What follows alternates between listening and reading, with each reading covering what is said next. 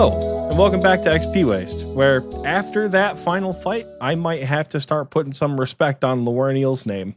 Damn. Hi, I'm Oxie. Hi, and I'm Michael, and this is Xpwaste, where a podcast that talks about old school RuneScape, sometimes RS3, but we don't make that super public.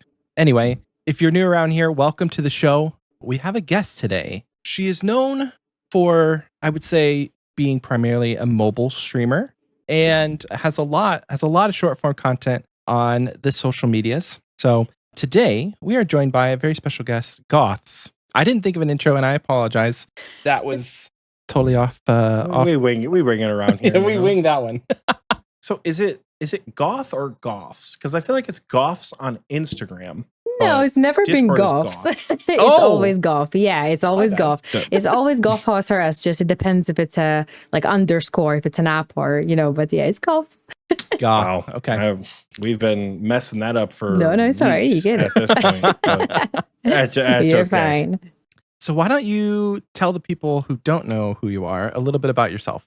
Yeah, of course. So, I'm Goth and I play old school RuneScape on an iPad. I think this is the first thing that I tell everybody.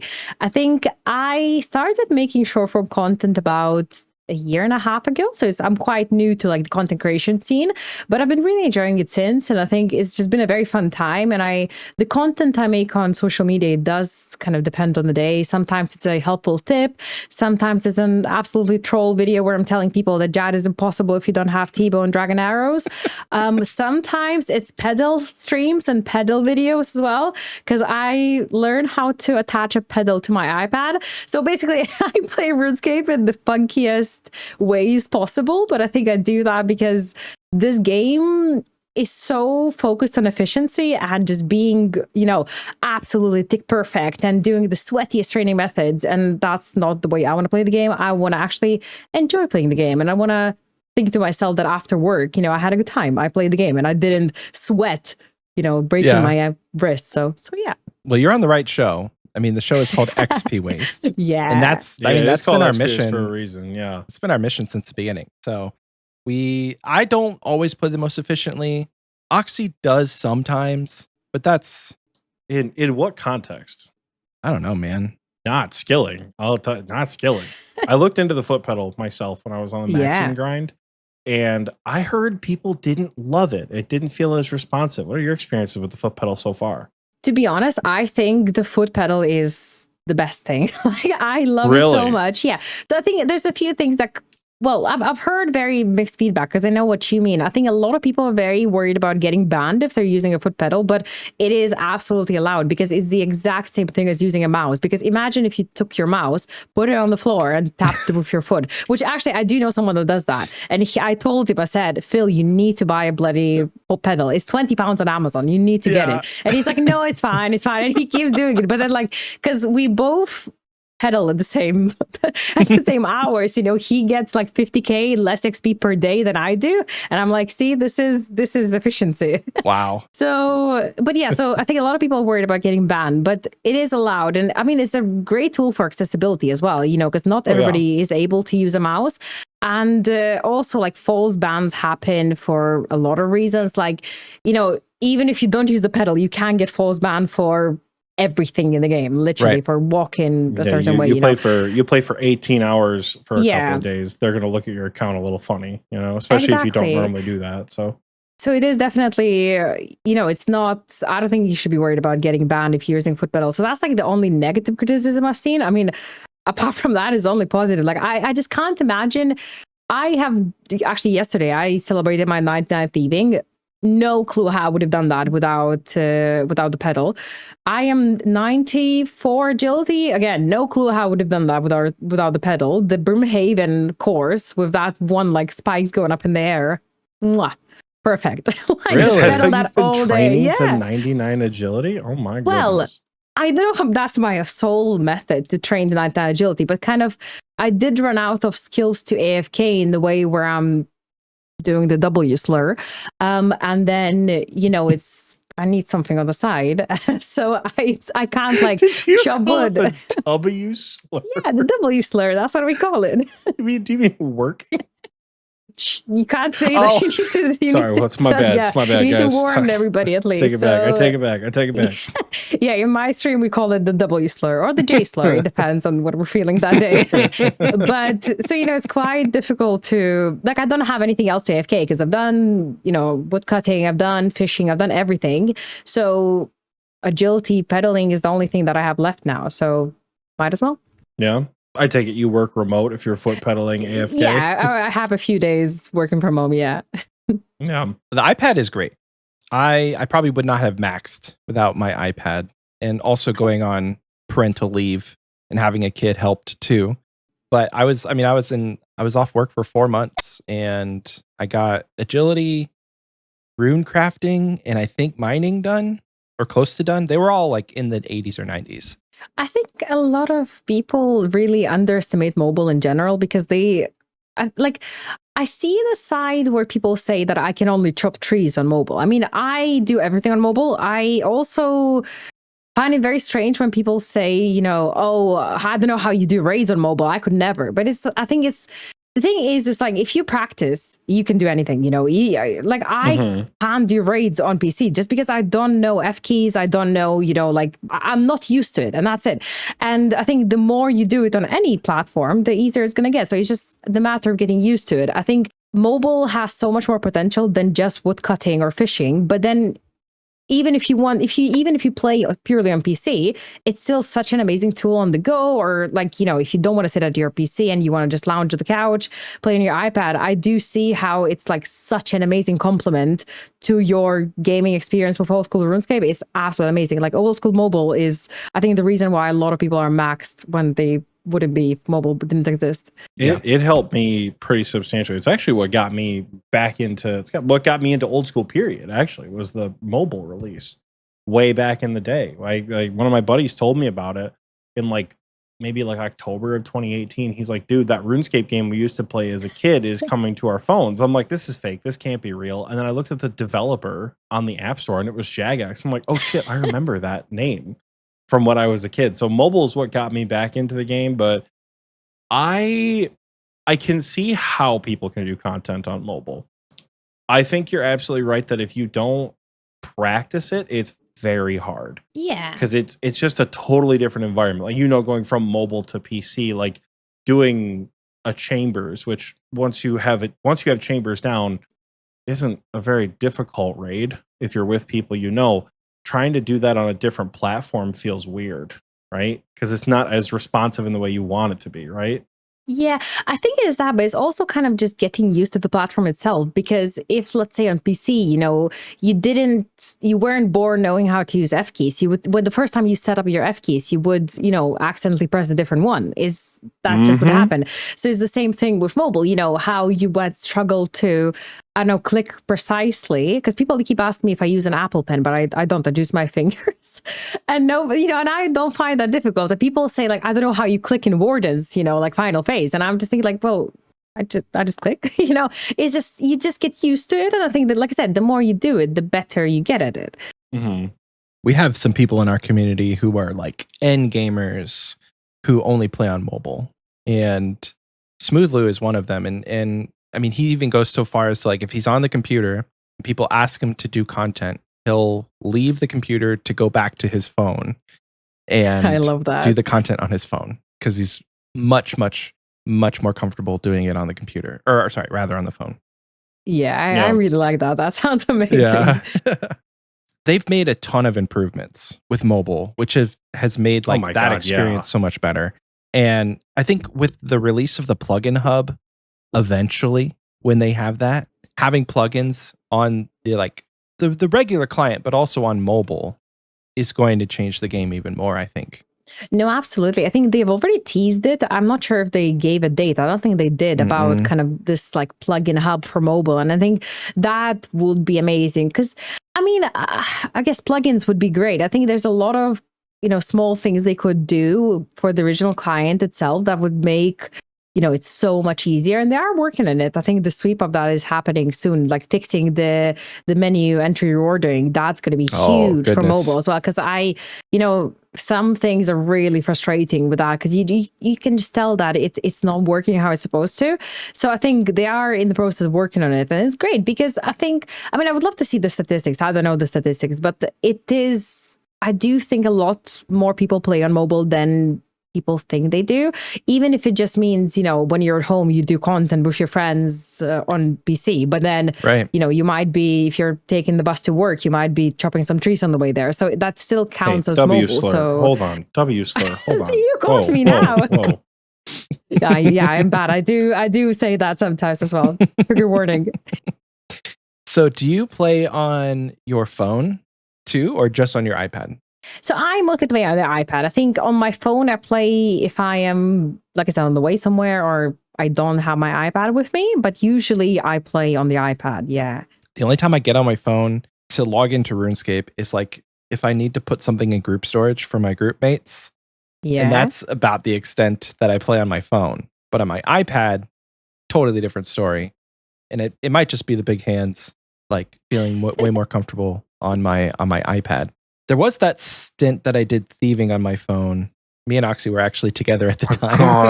My God. What did you do with thieving on your phone? No, this man was a maniac. So we had a meetup years ago. We did an Xpwaste South meetup, and Michael was going to max at the meetup, and his last skill was 99 thieving. But because he and I are a little theatrical, we also did a photo shoot for our Christmas merch that we had at the time. So we brought our Christmas sweaters, and we did went to Macy's and did like a planned family photo shoot. And we're sitting outside the Macy's, and he's got maybe 10K to 99 to 2277 at the time. And he's just sitting outside Macy's, just tapping like this, tapping on the Artie Night. I'm like, hey, Michael, you maniac. Aren't you going to don't do that? I don't want you to accidentally max. It's fine. He's not even looking. He's just turned over talking to me like this, tapping on his phone the entire time. I'm like, I'm literally begging you to just pay a little bit of attention so you don't accidentally max at Macy's, please. And mind you, I had did you max at Macy's? No, I had 200K left. There was no way. Oh, that's loads. I swear to God, you had 14K left. You were this okay, maybe I did.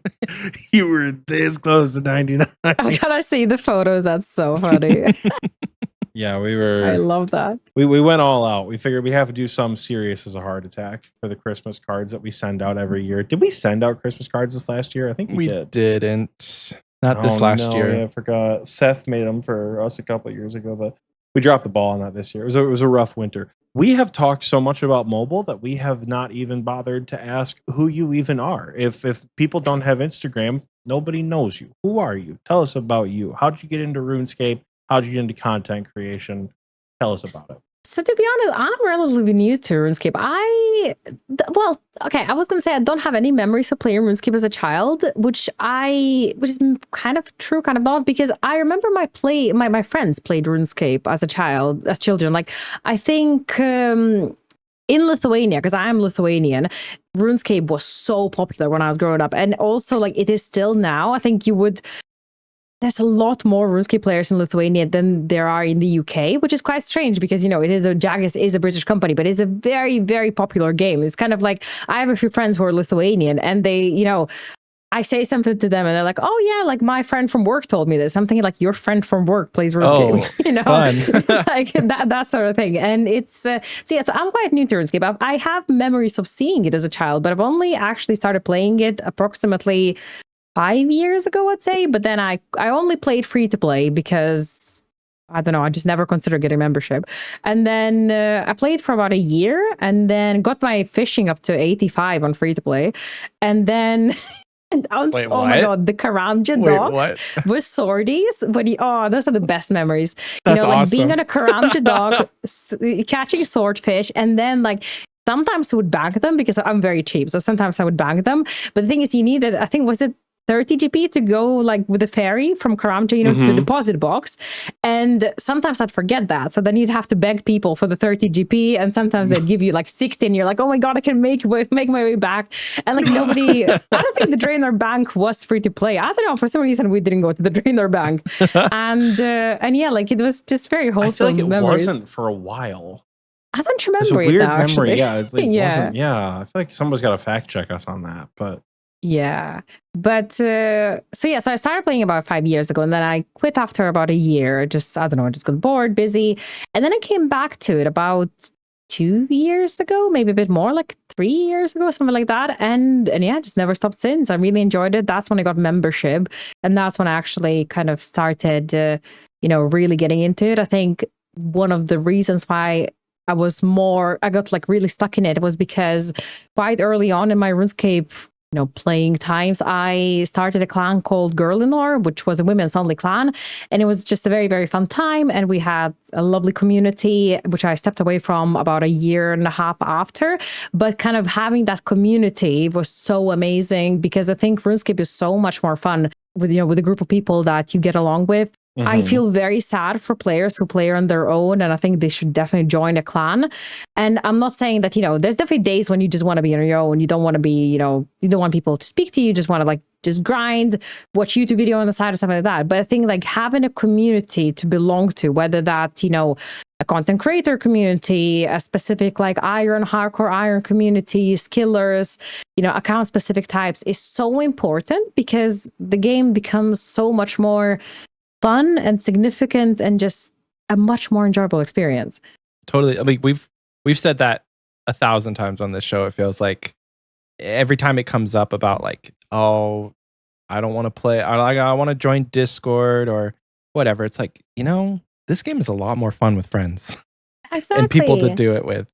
It lives up to the MMO aspect of the game. Just having people which to I feel like talk is to. hard to find nowadays, Yeah, a lot of games are just like, they just stand alone solo. Like you can play the game solo and it has no effect on you. RuneScape is really not like that at all. I do think that kind of the nature of RuneScape of it being quite grindy and quite slow in the sense of it's not the sort of game that kind of fries your dopamine receptors like immediately. It does when you get a drop, don't get me wrong. But it's not the sort of thing. I used to play a lot of League of Legends, like out of my thing before RuneScape was League of Legends. I know. It's those were the dark days. No blood moon rises. League of Legends. I feel like that's as a job. Oh my God. That sort of game was kind of like you get into a lobby, you can't really make friends because you're only there for 40 minutes or so. I mean, and if it's a bad game or you'll lose, like you definitely are not making any friends there. Everyone here has one goal, which is to win. And I think it's just not a very environment of making friends. I don't know how to describe it, but I think RuneScape, because it's so slow and so grindy, you need people to complain to. You need people to ask questions. And it's just like, it's the sort of thing where I learned so many little tiny things that I definitely would have never found out from my friends that I play RuneScape with. So it is definitely much better playing with the community, with friends. Yeah. And like the content, you can do it solo, but a lot of the time, if you're a main, it's a lot more fun with people to do things, They give the solo players a lot to work with, the people who don't want to have friends, but they give us like the community driven people so much more. Yeah. I think also it's just sad. I have a story actually. I went to Comic-Con in London. When was that? A couple of months ago? Maybe it was a year because actually time flies. But there was that sailing panel. This was before sailing was released, and they did a panel about kind of sailing and stuff. And because I'm autistic, I was the first person in the queue and waiting for like the doors to open to that panel. And there was a couple behind me, and I just started chatting to them because they're waiting for RuneScape panel. Come on, like where do you see RuneScape players in the wild? And I started chatting to them, and then the guy, he was telling me that, he's like really into RuneScape, he's playing RuneScape, and that he's really struggling with his first Jat KC, and that like, he's finding it so difficult. And I'm like, oh my God, you got this, like this, just practice, you got this. And then I never mentioned that like I stream or make content immediately, you know what I mean? But the topic came up, and I said to him like, oh, I'm a streamer. So he's like, oh, give me, do you have like, what's your handle? And I gave him my Twitch. And and then he joined my community. He joined the clan. And one day he just told me, he said, like, thank you so much for, making conversation with me at Comic-Con, because like you changed my life, because I enjoy RuneScape so much more now because I have so many friends. I'm always in VC talking to other people. I'm always like, I learned so much. I got that Jat KC. He has a fire cape now, yeah. And like, it's just so heartwarming, and just knowing that he used to play on his own and it was like a solo game, but now he has this whole different universe that opened up to him where we took him to TOA. He does TOA now, and he's just so used to it, and he loves playing with a group, and I think it's just very wholesome. It's a hard experience being a solo player because you don't know what you don't know. Exactly. And then because there's too much to understand on the wiki for someone who's brand new with absolutely no help. Like, yeah, it's fun to watch people like Alien Food do it for a YouTube series, but oh my god, for a regular player, it is so much to know about, and having no one there to suggest things to you or to offer little bits of advice, as long as they're not assholes about it, it's so different. So if you guys need somewhere to go, you should join the TNL Discord and hang out with the Xpwaste podcast folks, or go join Goth's community. Yeah. Absolutely. No, I do. I think, like you said, the questions is a very big part of it. I think even if it's just, because obviously you can find a guide for anything, but I think it's one thing, finding a guide and doing it off a YouTube video, but it's another thing like finding a friend that's sitting with you in Discord VC doing 5Ks with you. Do you know what I mean? It is a completely different experience. And just kind of, I love another thing in my community that I absolutely love is like if someone gets an achievement, and like whether that's, someone's first Infernal or someone, I don't know, did their first easy clue. You know what I mean? Like we just celebrate it because I think that's part of the game. We know that that's important to you, and it's just fun. And it is like having that supportive community around is amazing. And I think like what you said as well about like not giving advice as an asshole, like I have so many things to say about that. I think like RuneScape community is so performative. Like I love RuneScape community, but I think there's such a sweaty mindset over it as well, because you have these sweats that, if you choose a training method that is not kind of the most efficient, the most XP per hour, if it's money making, but it's not like hard mode top 12 hours a day, you're playing RuneScape wrong. You're playing RuneScape wrong. And I think people just are not very open. I am probably talking about quite a small minority, but like I think a lot of people are so quick. Man, are they loud? But they're so quick to jump onto others and just like put their achievements down. Like, I mean, I just made a video about it, how, someone said, oh, I got my first Zolver KC. And instead of that person being like, oh my God, congratulations, they said, oh, wait until you try Yama. Zolver is easy. Okay, go to hell. Like, no, you know what I mean? No, it is not. Exactly. It's like nothing is easy unless you practiced and got good at it. Then it's easy. Exactly. We have a segment in our community section, which we don't, it's funny enough, when we have guests on the show, we don't do the community section because like, it's just Michael and I talking, right? But we have an achievement of the week where every other week now we kind of shout out like, I love that. What are people up to? Like, what are the 99s? What are the first? And Zulrah is one of the first that we shout out. I think, let me look myself up here. Let me look up my main. My Iron Man has like 3 KC and it's miserable, but my main has 2251 Zulrah KC. Still hunting those mutagens. Oh, I could do Zulrah with my eyes closed. Like I'm at the point where I'm at like the reverse end of the fish hook where I don't know the rotation because I haven't fought Zulrah for more than like 70 seconds in like 3 years. Like I haven't seen a Jad phase in 500 kills with Tebow and Shadow. When I first killed Zulrah, I think it took me like 38 tries. Yeah. And I was live on stream because I used to stream on Twitch way back in the day.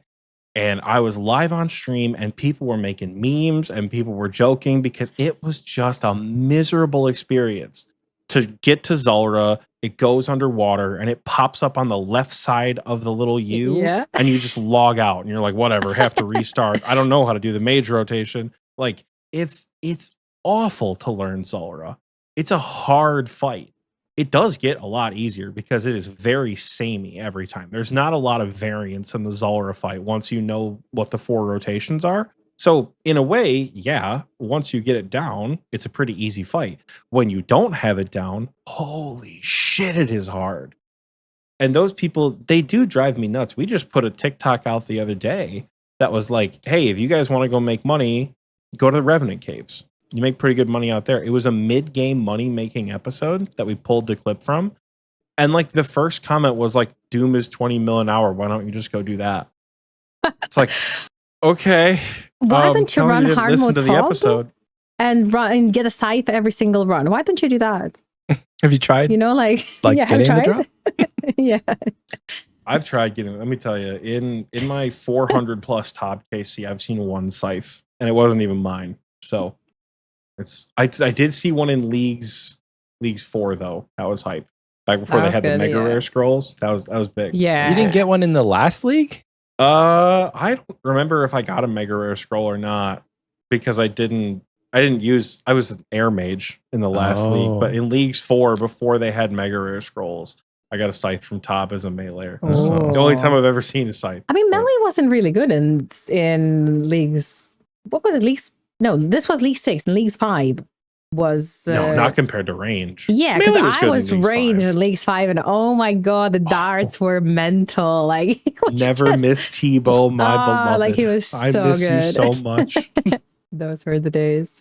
Oh yeah, range in Leagues 5 was great, but no, people can be total assholes. We were just having this conversation with some of our lead boss tutors about how we could improve the overall learning experience here in TNL, because we've grown quite a bit. TNL is the name of the clan, but the Xpwaste is the show. Yeah. And the show has made the community grow. And we're kind of going back and forth about how we can do it. And one of the things that got brought up by one of our lead boss tutors was like, you can watch a guide on anything, like you said, kind of like to reiterate your point.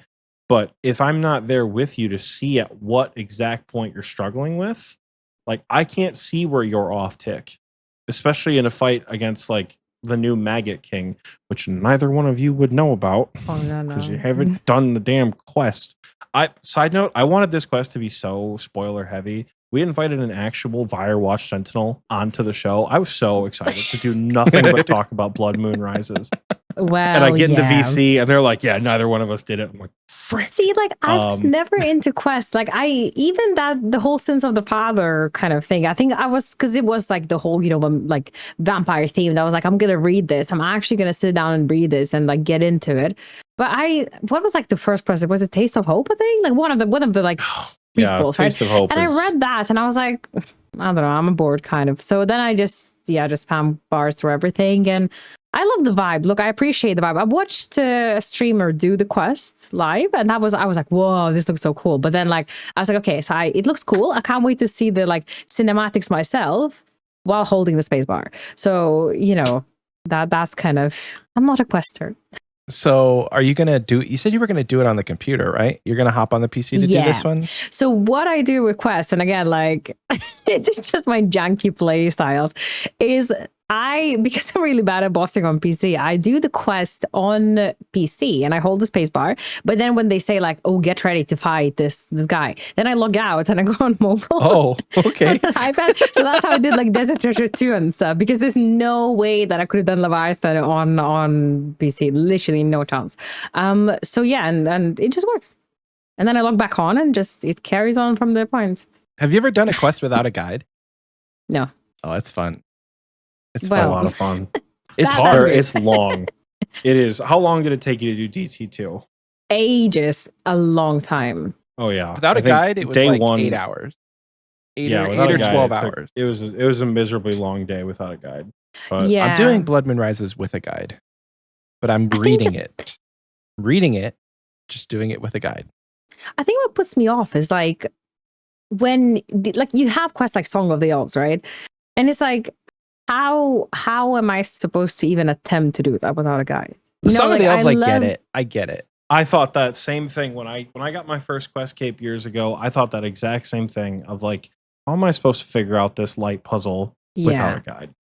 This don't make no sense. There's other quests that have come out that are very easy, even Grandmaster. Like we did Desert Treasure 2 without a guide. There wasn't any crazy light puzzles, but I think they're doing a lot of work as the development team at Jagex to make quests doable without a guide. I mean, if you look at some of the older quests, it could be like a one-off, just like a one-off story that doesn't have a sequel, and it's very difficult without a quest. Some of the older ones, and the quest helper and the wiki guides absolutely necessary for some of the older ones. But you could definitely get away with like doing a Kingdom Divided. Like that is a very, very fun quest. Also very, very fun to do without a guide because the story is great. Talking though. Holy shit. Yeah, the story's great on that bar. Oh my god. The first time I did AKD guideless with Michael, took hours, read every piece of dialogue. It was great.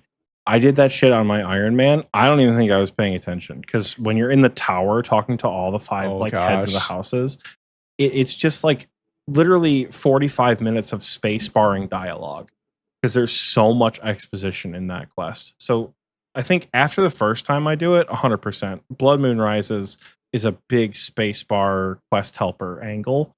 The next when I do it on the Iron, whenever that day comes, because Jesus Christ, the final fight was I've seen the different. Videos. Yeah, it does the look final crazy. fight is nuts. It is for all the XP wasters out there who have been wondering my thoughts on Blood Moon Rises in the most spoiler-free way possible. It is arguably the best quest they've ever released. I know I said that about Desert Treasure 2. Blood Moon Rises outdoes that. I think in terms of story, especially because it's a really satisfying finale. It does it in terms of puzzle mechanics because the puzzles are difficult, but you feel smart when you solve them without a guide. The Desert Treasure 2 Duke puzzles, the one with like all the chests, I looked at that and said, no, I'm going to the wiki. There's no way I'm solving this. Like I the don't whole even Duke remember section, that one. I think it felt so hard that I'm like, I'm not going to do that. This is ridiculous. But the mansion, the puzzles in there felt really satisfying to figure out. A lot of the cinematic, the cutscenes are phenomenal, and B, the more cinematic scenes where you're like solving puzzles in a more theatrical way for the people who have done the quest, as soon as you get out of the castle, that's a really fun sequence, right? And then the combat is unlike anything we've seen from a quest boss.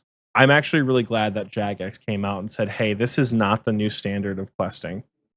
This is just a finale because it was that hard. Really? That they're like, do not expect future quest bosses to look like this. It was just the finale, and we wanted to make it memorable and special, which thank God, because holy shit, That's that quest been fight was hard. That's been partially why I've been putting it off. Because like I've been burnt on RuneScape for like the last month, and so being burnt on RuneScape while also having to like potentially want to send my head through the wall is not a good combo. So I'm not gonna like force myself to do it. I'll do it this week. I was working on the day that it came out, and that next day I was working, and like it's been really busy. And then I hear Oxie go, "Holy shit, that's hard." I'm like, it's hard for Oxie. That's hard for Oxie. What the fuck am I gonna do? I kind of feel the same because what I was thinking was I knew obviously that they're going to release the Maggot King, and I was like, you know what? I'm going to like quickly do the quest somehow. Like I was going to stream. Well, I did stream the quest, the first 10 minutes of it, which took me like an hour because I just can't keep attention. I just keep yapping and just, not actually reading, and then I have to reread the whole dialogue. But I was thinking like, I'm going to quickly do the quest and then just go kill some Maggot King, get a unique 5k say, sell that for 1 bill. Easy, sorted, right? But then like everyone in my Discord is like, whoa, like this quest is so long, like it takes ages. And then I see like, oh, it's a Grandmaster quest, which I don't know, I just missed that part immediately. And I was like, oh, okay, so right, so that won't be happening. So I just kind of like gave up on it. And I'll do it at some point. I definitely will do it eventually, but no rush, just kind of see when I feel like it. I think you'll enjoy the Maggot King fight. Maggot King is a million times easier than Lowernial Draken. And Maggot King isn't the easiest fight in the world, but I think you'll enjoy it if you're into like a lot of like movement mechanics and like not two-way switching, but like two-style switching, switching between range and melee or mage and melee, whatever it is. So the Royal Titans. Oh, funny enough, it is no. So funny enough, it is actually kind of similar feeling to Royal Titans. Because it has that wall, doesn't it? Yeah. Wow. It feels very similar to Royal Titans sometimes, But unlike Royal Titans, if you're not paying attention, it'll hit you for a 60. So, like, you know, it's where the difference lies. I actually was in VC on Thursday, I think. Maybe it was Friday. I don't remember what day it was. And I was chatting with Tiki and some of the other folks, and I said, hey, are y'all going to be around this weekend? And they're like, I think I am. I'm like, cool, because I'm not. There's a good chance Michael hops in VC and does Blood Moon Rises.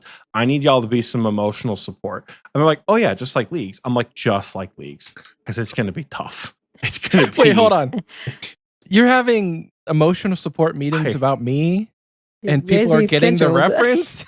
But when I tell you, I don't want to make it seem like you cannot do this fight. I know that you absolutely can. This was the biggest fuck you I have ever seen from a quest boss fight. I will spoil one thing in the quest. I was so offended. Goth, as a backstory, I think the name Lawerniel is ridiculous. I've never met a Lawerniel in my entire life. I don't know what you're talking about. I spaced bar through the entire vampire quests. I have never met a Lawerniel. I've never heard the name. I've been making fun of him the entire time. How bad can Lawerniel be? After Vanstrom in Sins of the Father, I'm like, okay, shit. If Lawerniel's the final boss, Vanstrom was hard as fuck. What if we don't do that? And I continue to make fun of the name. When you get to the final fight, Lawerniel looks at you and says, I don't even know your name. I don't care. And I was like, I'm offended. He doesn't even know who we are. Wow. I've made fun of his name forever. He doesn't even know who we are. And then he proceeded to beat me like a redheaded stepchild for like an hour and a half. It was tough. An hour and a half? Bro, it took me like, I think somewhere between like 5 and 7 tries, but he has 3,000 health. Oh my god. So it's just a long, dude, it's a long fight. It is a long, and it's not even like there's a punish mechanic. There kind of is in one phase where you can deal a bit of damage, but it's not like at Wardens where like the Warden has 20 billion HP, but every time you hit, you actually are hitting for like 400. It's 3,000 HP, just like it says on the tin. It is 3,000. It's a long fight. Bring a lot of brews. But they provide you free supplies. I saw that. That's actually really good. Yeah, really? That's a clever. huge help for the Grandmaster quest. Fear says, I want to see this fight when Michael does it. I don't think we can watch him, guys. I'm not going to be in VC to do a quest. That never turns out well because I'm just going to be deafened the whole time. I don't know if we can do that, you guys. I mean, I will say up until the final fight, it's a lot of fun to read. It's a really good time. And even after the final fight, there's not as much epilogue as I would have thought, but I think the epilogue kind of exists around the game where you can go talk to people afterwards. But overall, not only was I impressed by the quest, it exceeded every expectation I had for the finale of the vampire storyline. Mod Ed and everyone who worked on the quest, kudos to you guys. It was absolutely phenomenal. If Ritual of the Majorat or Dragon Slayer 3 or whatever you guys have planned next is 3, is that not over? Rises, we thought it was, and then at the end, don't tell me there's another Grandmaster quest coming. No, please don't. So once you do While Gothic Sleeps and Desert Treasure 2 and Dragon Slayer 2, once you do all those quests, there's like a little cutscene at the very end with the Dragonkin. You know where you go to fight the Adamant and Rune dragons? Yeah. Right? There's a little cutscene with more Dragonkin like breaking out of these pods, being like, oh yeah, so-and-so is dead. Let's go fuck everything up. So I don't know if that's all leading towards Ritual of the Majorat, which is like the Sliske thing, or another Dragon Slayer, whatever it is. I've gotten what I wanted, and Mod Ed, you delivered more than I asked for. Thank you. We haven't seen the last of the Stone of Jas. I'm sure it doesn't come to a close in this quest line. So yeah. Also, between the Staff of Armadillo, Stone of Jas, and then oh god, what's that? What's the other thing? What's the last thing? The horn. The horn. Yeah, the horn of somebody. Not the Horn of Plenty, because that's different. I think the recent quest that I really enjoyed. Well, as much as you can enjoy a quest was it Red Reef? Look, I love it. Okay, 10 minutes. You read a little bit. That cutscene at the end with all the fish. No, it wasn't a cutscene. It was like you actually could go through, right? Oh my god, it was beautiful. And I was like, this is so wholesome. You know, I didn't really read the story. I know there was some sort of pirate because I, space bar through it. But it's like, I just enjoy nice scenery. And it's like, I love that. 10 minutes, Questcape is back. No worries. I didn't need to sweat over a very hard boss. I think even in that little quest, you can see the improvement of the bosses, because that boss was so much more mechanical than, bosses in very early quests. Like, I don't know an example, but some early quests have bosses where it's literally just pray melee, hit, that's it. It's like, safe spot them and try not to die. Yep. But in this, I love you actually had to move, a little bit. Like, it's for an early game player. This is an amazing, amazing quest. I think it was really beautiful. Yeah, Red Reef was really cool. I quite like the pirate ship fighting. I thought that was a lot of fun. Yeah. The ship-to-ship combat, that was real cool. I hope they bring more of that soon. It was good. I think cool. In general, sailing, I think with the ship combat missed maybe a little bit. And I think have they improved that? Or there was something that they broke that the cannons were really, really good. I wasn't really keeping up with it because I've only tried the combat once or twice. We got on one boat with some of the clanmates and we just went and smashed Krakens, right? But with shadows and mel and range gear, not with actual cannons. But this was, I think, when sailing was released. So I don't know if they actually changed it, but so the cannons are useful. I think so. They've made some improvements where they've improved, I think, how hard the cannons hit. They've added the equivalent of an assembler for your boat that saves cannonballs. Ooh. Which is nice. So they've the ballistic attractor you get, I think. No, you get the bosun bench after the Red Reef. And the bosun bench is an auto healing station, more or less.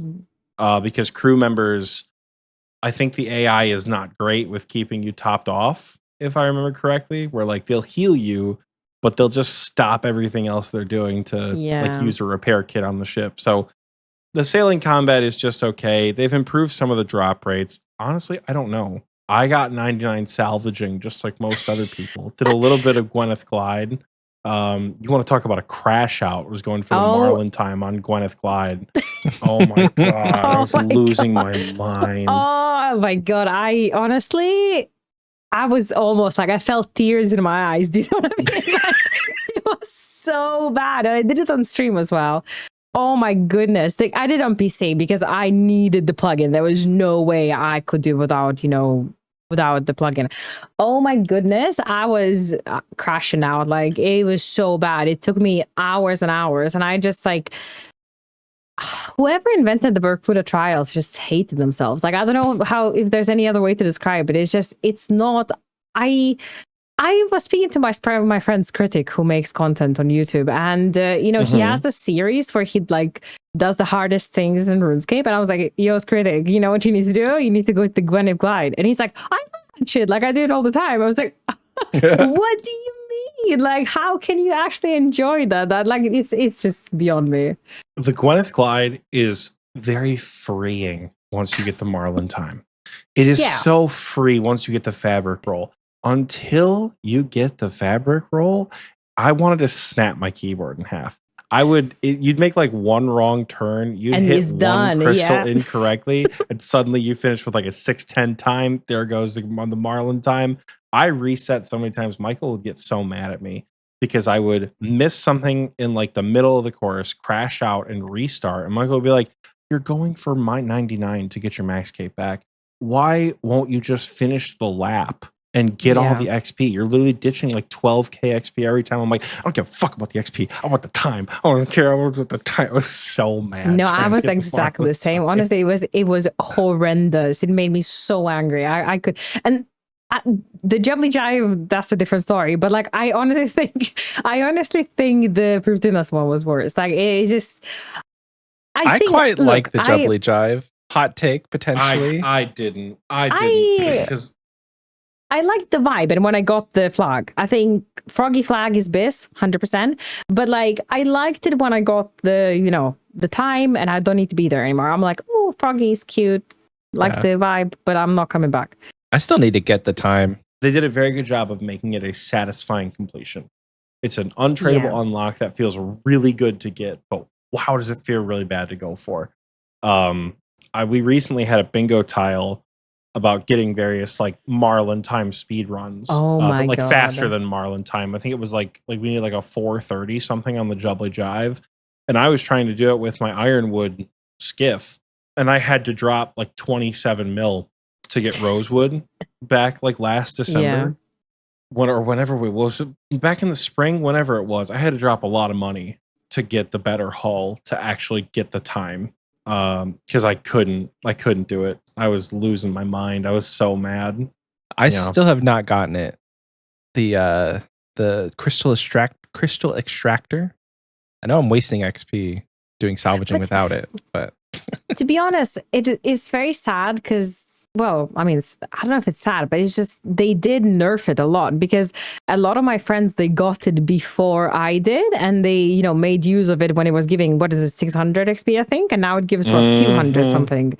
And I had a couple of days of it, being 600, but then they nerfed it on the Wednesday. So it is good, but I don't know. Do you actually click it that often when you're salvaging? You could put it right next to your hook. Click it once a minute. Yeah, I mean, I have it right next to my hook, but if you're tick perfect, it's only like 14k per hour, 14k extra. So pre-nerf, it might have been actually worth it to try and pay attention, but now it's like take it or leave it.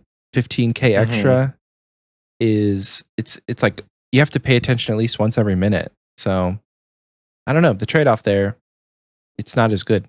And it takes away the AFK of salvaging, I think, which is, I think I like sailing because it is, if you want to be very intense and get amazing XP an hour, you can go do your Perdinas trial. But then if you want to AFK completely just chill, you can get nighttime salvaging. And I think like another thing that I discovered, which I honestly, I feel like whenever I talk about it on stream, all the people that watch me, they're like, oh, here she goes again. I just can't get over it. Like once I discovered the trolling hub, my life changed. I love it so much. I love a community-driven project in general, but I think like the trolling hub is just perfect. Trolling hub? Have you heard about the trolling hub? hub? So trolling hub is a community. So they have a Discord server, and it's based on deep sea trolling, which is it's a very shit method of fishing, in the sense that it's very intense and like you can't AFK it. Like you have to be on it. You have to lower the nets. You have to, cruise through the whole route. And so it is an intense training method. But what they changed quite recently, I think this was a couple of months ago, Jag has changed the way that works. So before you could only have yourself and your crewmates on the ship, but now you can have 9 other people on it as well. So what people do is, but in the sense that like to troll, you know what I mean? Because I know before your friends could hop on your ship, but now they could actually use your nets and troll on your nets. So what happened is someone started this community called Trolling Hub, and then people on there, captains, they advertise their ships and they say, I'm going on a Marlin trip, who wants to join me? And then you hop on their boat and they sail while you AFK. What you give them like as a payment is you just give them your fish, because all of the fish, they go to the captain's net and then you can just empty it straight to the cargo hold. And it's like 20-minute AFK, because all you need to do is you need to empty the nets every 20 minutes. But apart from that, like all the hard work the captain does. And I mean, it's not only the fact that you get, that 20-minute AFK time, which works out really well. I think like it depends on what fish you do. At 92 fishing, I was doing marlins, and that was giving me like 35k XP an hour, which is for 20-minute AFK. That is insanely amazing. That's not bad. And also like 20k XP of 20k sailing XP on top of that as well. So that's how I got fishing and sailing. But another thing as well is like it's so good for the captain too, because while they first were only able to fish, one person's worth of fish, now they can fish 10 people's worth of fish. So, I mean, I could talk about the Runescape fish economy for ages. This is like my thing. But marlins, downhill, which I'm not saying is a bad thing, but it is, it's become a bit more accessible in that regard. But I think like, the trolling hub is amazing. I love it. I think another thing as well, you can get the clogs, the fish, the stuffed fish, whatever they're called. That's why I would do it. The big fish. That's why I would do it. So it's amazing. You don't get any of the fishing XP if you're the captain of the ship, correct? You don't get any. You just get the loot. So I think usually the captain has like a crewmate on one of the nets and then all the other people on the other net. So they get, I am assuming they get the fishing XP off navigating the ship and having the crewmates fish. Okay. But yeah, so they don't get, well, no, they do still get XP. They get XP off the crewmate, but not as a regular fisherman. So say, my broke ass would want to do that to make money because I got a boat. I could tow you guys around. That's fine. But the thing is, like, they have on that Discord, they have like guides on how you can, be efficient, which kind of routes to take. They're very inviting to new captains. Okay. And at the same time, like, I think they really discourage people. You can't say, okay, 2 mil to get on my boat. You can't say that. They don't allow that. But that's good. There's a lot of people who will say, like, nobody wants to run Kirill boats because Kirills, they're useless. They cost nothing. There's no point of even banking them. You just kind of log out to clear the net. But everybody wants the clog. So a lot of people will say, like, oh, I'll sponsor 10 mil an hour to go on a Kirill boat. So then you can be like, okay, I'm logging on. I'll get you around. And yeah, so it is good. I say 10 mil an hour. That's the easiest money I ever made. Driving a boat around in circles for a while. That's kind of cool. So like if you're offering to take people, they pay you, or like, hey, can somebody just take me out? Here's 10 mil. But you can't, like, it's frowned upon to charge people to get on your boat. I like that. Yeah, you can't charge people to get on your boat, but I think there's a couple of fish, like I said, the kind of nobody wants yellowfins, nobody wants, Kirills, because they're just useless. You can't really do anything with them. So usually these captains do rely on the tips. But then when you have Marlin captains, which I think most of the Discord is Marlin captains, they get the fish. And I don't know how much they make. And obviously, like, it does depend on kind of how efficient they are, I guess, how many people they get on the boat and stuff, but yeah, I'm assuming you can make quite a lot of money because one marlin is like 3.5k now, and I mean I easily fish like 150 in 20 minutes, so that's one person. So if you can multiply that by 9, that's not bad. That's really cool. Yeah, sick mechanic that you can actually like do things with your friends and have that community aspect like we were talking about earlier. Because I know that sounds like a lot of money to fund my death cost. Yeah. There was like emergent tech when sailing first came out where you could you could stow away on people's boats and train sailing that way. But it was quickly patched. And I'm glad that they haven't patched this or made it more difficult for people to group up. Because I think that's the point. I think a lot of people are worried about that they're going to patch it. It's been out for quite a while now, so I kind of doubt it. I think I released a video about it, and it was funny because the owner of the Discord, he messaged me saying, oh, was it you that made the video? I was like, yeah. And he's like, oh, thank you so much. I'm very happy you did. But then I met a few people in game while I was trolling on the boats, and they're like, oh, are you the one who made a video about us? And I was like, yeah, it was me. And they're like, well, maybe don't next time because, they're going to patch it. And I was like, oh, but it's, I guess they are worried. I get it, but also, I don't know, it is a fun training method. It's really good. I want to spread it to the community. The owner is happy. I'm happy, Yeah, exactly. It doesn't seem overly game breaking. I mean, no. the beauty of fish is that they're consumable. You use them once, they go away. There's always going to be a demand for them, especially. And Michael and I talked about this as sailing was coming out, that like marlin are going to be like, I think when the game first came out or when sailing first came out, like 12k at least per fish, because they're the new best in slot food. And when you have a 30 bill bank, a couple of extra 1,000 GP for a marlin doesn't matter. Buy 10,000 and just fund yourself for the next several runs while you're going for clogs or whatever it is. So like the end game PVMers are going to pay whatever for it. But do you think there's a lot of bots doing that? As in they're running their own ships with their own bots? I have no idea. I kind of doubt it. I mean, the reason why I say I doubt is because either like you need to go to that Discourse already. You need to see like the hospitality is top tier. Like they get into the mood of being a captain. They're like, like hop on my boat. I'm stopping for clams. Like join the hub. There's that plugin where you can see people's inventories because like there's sometimes drama when someone's stealing the fish. Like yeah, it does get quite like funky like that. But then like they do chat while they're there. They do, stop for clams. Like that's another thing. If you have to have a couple of things in the inventory for clam, because whenever they see one, they stop and then they say, okay, has everybody got the clam? And you're like, no, please wait. And then, you give the clam whatever, and then they continue with the run. So it is quite, I'm assuming maybe some people could be. I feel like you never know. This is in the same vein as like using somebody's house to train prayer. Like you can't charge people to come in, but obviously they can tip if they want to.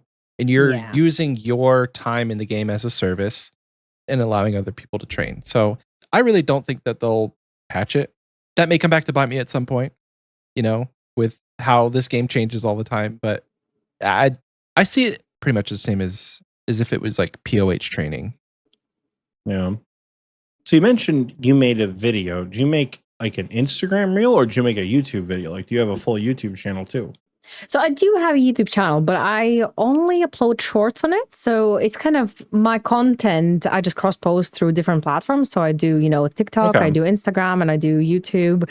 And I think it's automatically posted on Threads as well, which is so funny because I very recently found that out. And then I just logged onto my Threads and I see that there's like 500 people that are following me and commenting on my post. And I'm thinking like, I'm so sorry. I didn't see any of this for like the months that have been going on. I felt so bad. But yeah, so I just cross-post the content. I'm currently in the process of trying to turn more of my streams into kind of VODs into, videos and post that on YouTube as well, and kind of longer form content. But I do mainly focus on short form content myself. Yeah. What got you into that? Because you're one of the few RuneScape creators who's kind of been able to do it in a way that resonates with the community. It's like, you do it, Messiah does it, Guns Chili does it. I've seen, maybe like Grimy Raynar occasionally puts up a good meme every so often, at least on Instagram from what I've seen. And then, there's people like Mighty who do it on TikTok. But, what got you into short form? So to be honest, I don't really know. I think like I was playing Leagues 5 and I think I was just killing Venatus and I thought it was really cool, like because the darts were going mental, I was like, and I was like, oh, this looks so cool. I'm going to upload it on TikTok. And I did. And I think it just got a bit of engagement, not a lot. And I was like, you know what? Maybe I should try like kind of having not a portfolio. That sounds very significant, but just kind of like posting some fun moments of my, RuneScape game time and just that's it. And I think then kind of I thought of, I could like make a funny video. It's like I would think of something that's really funny and then I'll be like, oh, I can make a video about that. Or then it could be like, oh, I found this thing, I can make a video about that. So I think it just kind of slowly grew, snowballed. I think I prefer short form content. I think like this is a very big debate. I think Messiah made a video about it quite recently and I really clicked with that. Messiah is an amazing creator. Like he has incredible editing and also he's a lovely person as well. But I think he is right that a lot of kind of people don't really take it seriously, but at the same time, everybody scrolls on TikTok, everybody scrolls on Instagram, everybody scrolls on Shorts. I mean, if you don't have social media, don't get me wrong, amazing. I would love kind of to be you in a way, because I think social media is bad in some ways when you overconsume it. But at the same time, it's such a big part of everybody's lives. And it's the way I think about it and the way I think like why it's been so successful for me is because if I want to watch a RuneScape YouTube video, I need to go and type that in and I need to go and type in whatever I want to watch. So whether that's, like a quest guide or like some funny PKing video, I need to actually type that in and then I might come across, like Pervesta or whoever that just pops up on there. But which is the thing, the first issue is, again, if I'm a small creator, the chances of me being on top when there's like the titans who, like everybody knows is zero. I think it's really hard to do like a progress series or a PK series when one of like the super creators is out there doing it. So yeah, you're right. I think, and again, there's nothing wrong with that because they are, big for a reason because their content is amazing. Like, it is great. But I think the social media opens this kind of door where you might not be seeking out RuneScape content, but your algorithm knows that you play RuneScape. So they're going to show you RuneScape content. And then you might be like, oh, she told me a tip. I'll follow her because it's a useful tip. She might post another one tomorrow. And then it's kind of like starts from that. And then that person might be like, oh, I didn't know she streams. I'll join her stream. And it kind of picks up from that. And I think it's easier for the RuneScape content to find you on social media, I think, at least in that sense, because on YouTube it's not going to find you unless you watch RuneScape content. And I feel like as a Instagram reel enjoyer is not the right word, but I watch Instagram reels a lot. I think how I came across you, I want to say also Messiah might have been Twitter, but a few of the people that I've seen, because I think there's a new lady who recently popped up on Reels. She gets like 1,000 likes, either Reels or TikTok or something like that. I don't know her name off the top of my head. Some British woman I don't remember. But anyways, it's like, okay, this is the third time I've seen this goth girl talk about RuneScape. No, like, okay, oh look, here she is again. Like, I'm just gonna shoot her a follow. Because it's like the algorithm knows that I like RuneScape and it's a funny video. I'll like the video. And then it's the fourth time I'm seeing PK content. It's the fourth time I'm seeing 99 in my Reels feed. So I'm like, all right, sure, I'll shoot you a follow. And then it just sort of like grows from there, which is pretty cool because you get what you want without asking for it, Though my Instagram is weird. My Instagram's like half personal, half RuneScape. I have a strange mix of like people who know me from Xpwaste and people who I like went to high school with. So it's a very interesting mix of like, I'll post a real life post. Like I just had my anniversary. So I posted like a belated 1-year anniversary post, posted a lot about the misses, and so many people from the RuneScape side were like, hey dude, GZ on 1 year, man. Like I didn't know what your girlfriend looked like before now, but hell yeah, dog. And then on the flip side, back when Michael and I hit 1 million plays on Spotify, I posted about it on Instagram. And then it was like old teachers and shit were like commenting on my Instagram, like, oh my God, congratulations, Matthew. Great job. Like they were really excited about it. So my Instagram is a strange place for me sometimes when I post, but it's all good. I know what you mean though, because I mean, I have really, I've really separated my kind of personal life and, content creation RuneScape just for personal safety and just, I think that's the best way to do it. But I have one time posted a RuneScape video on my personal Instagram. And I didn't realize because I usually just post the video and I just leave, like close Instagram because I don't want to see the comments pop up. I'll check them later, and then I get a message from someone I know and being like, oh, but that new video you posted is so funny. But like, I don't post anything on my personal Instagram. My personal Instagram is just for like chatting with my friends, and they're like, oh, the video you posted is so funny. How did you think of it? And I'm like, oh my God. And I was like, what do you mean? And I go and there's like 3 comments and I was like, oh my God, I got delete quickly. So yeah, and that video was the one where like I tell my cat about Deadman Allstars.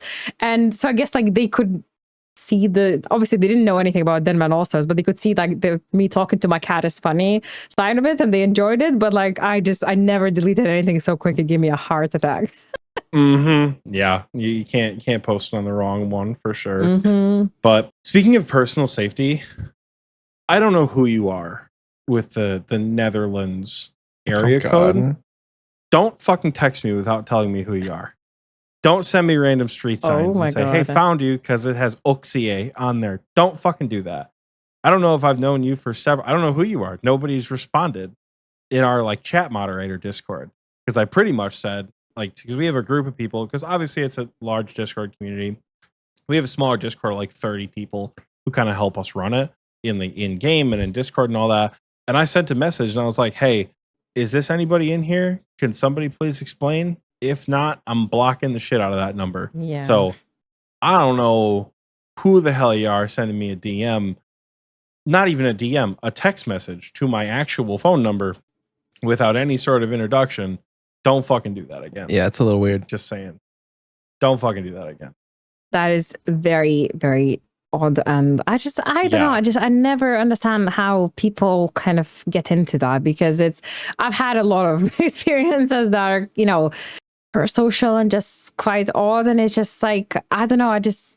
Even before making content myself, I really, there's a lot of YouTubers that I really enjoyed watching, but never have I thought of kind of doing anything that crazy. Like the most I would do is I would leave a positive comment and say like, oh, I like that video, please more PKing content. But it's like, it's not kind of like that. That's just an extra mile that I can't imagine crossing. Yeah. I suspect it's somebody who I know or have known for a long time, because there are very few people who have access to my real phone number. So I don't know who it would have been. Don't fucking do that again. That's just TLDR I have on that. Are you, speaking of, this is going to be a strange transition. Speaking of parasocial relationships, are you going to RuneFest this year? Absolutely, yeah. Good answer. Are you guys going to RuneFest? Yes. Mm-hmm. No way. Absolutely going to RuneFest. Yes, we're going to hit the casino. We tried to get the hotels out there, and we ended up just staying next to the airport because it was like absurdly expensive to stay out there. But speaking of parasocial relationships, get ready for people to walk up to you who you have no idea who they are and be like, oh my God, Goth, I love your reels. It'll happen way more than you think. Absolutely. And that already happened, because I went to RuneFest last year, and look, I had no negative experiences. I love talking to people who've seen my content. So I absolutely love it. Like, it's absolutely amazing. And I've thankfully never had anything, kind of where people were inappropriate with me in real life. No, so that no. I don't want to imply amazing. that's going to happen. I don't want to imply that's going to happen at all. Hopefully nothing's weird, but like there are going to be a lot of people, if you've never had the experience before, who are like, oh my God, I love your stuff. Yeah, it is amazing. It's honestly the best feeling. I am kind of working on having little like something to give away to the people who do come up to me. That sounds fun. I'm not sure if I'll be able to manage what I'm thinking, but I'll definitely have something. Last year I was giving out blood shards. I think, do I have one here? I have one somewhere here. But yeah, I was giving out little blood shards to people. So, with my social. So I do love RuneFest. RuneFest was honestly the best time ever. God, it was so much fun. I was just like, because I remember the Firewatch Sentinel cosplay, mainly because of how weird Mod Mark was about it. And I didn't know that was you. Yeah, that was me. Oh. I didn't know that was you until after I was already following you on Instagram. I had seen your reels, and then after the fact, I was like, holy shit, that's the Firewatch lady from RuneFest. Like, it didn't pop up until after the fact. Yeah, the Firewatch was me. And to be honest, the Firewatch cosplay was really successful and really fun. I did those wings, because I made it all myself. Those wings, my God. Oh, they drove me crazy, because like I could not glue them together. It was just, I used to cosplay as well, kind of, when I was younger. And like, I think this was like the first time of me cosplaying after like a 10-year break. So it was something to make those wings. And also I did walk around the RuneFest with those insane stilettos for like 8 hours. And that was, my feet were killing. Like, it was so bad. But yeah, it was fun. It was a good time. I'd be wearing sweatpants the next day, just like not even trying, after 8 hours in stilettos. What's the cosplay this year? It's actually no cosplay this year. I think this year I just want to take it more in the sense of just going and, meeting the people meeting other content creators, meeting people that might be following my content. And because I think when you cosplay, it's really fun, don't get me wrong, but it is a lot of work in the sense that you kind of need to make sure that the wings are right. You need to make sure that like your makeup looks good, and that, the bag you're carrying doesn't look bad with your outfit. So it's like a lot of kind of things you might be thinking in the back of your head. You can't just like sit down and enjoy. Because also another thing, when you're in cosplay, everybody's looking at you, and that's not a bad thing, because obviously you are in cosplay, you want people to notice you. But then again, that's one more thing. You're thinking like, oh my God, are they looking at me because my hair is bad, or are they looking at me because I'm dressed as a Firewatch? So yeah, you want them to notice you until you sit down at the conference center to have a little bit of dinner and take the wings off and like be a person for a second. I felt bad. I do feel kind of bad for that guy with the full blood Torva. That can't be comfortable. So sick. No, it can't be comfortable. But like, that was cool. insane. It can't be comfortable to like sit down in, Like I was a big Halo fan, and back in college, I had a roommate who did Star Wars cosplay. I don't know if you know Star Wars. She had the big like Twi'lek, like headpiece or whatever. She got really, really into it. And there was a period of time where I was like, I want to make a Mjolnir like Halo Spartan outfit.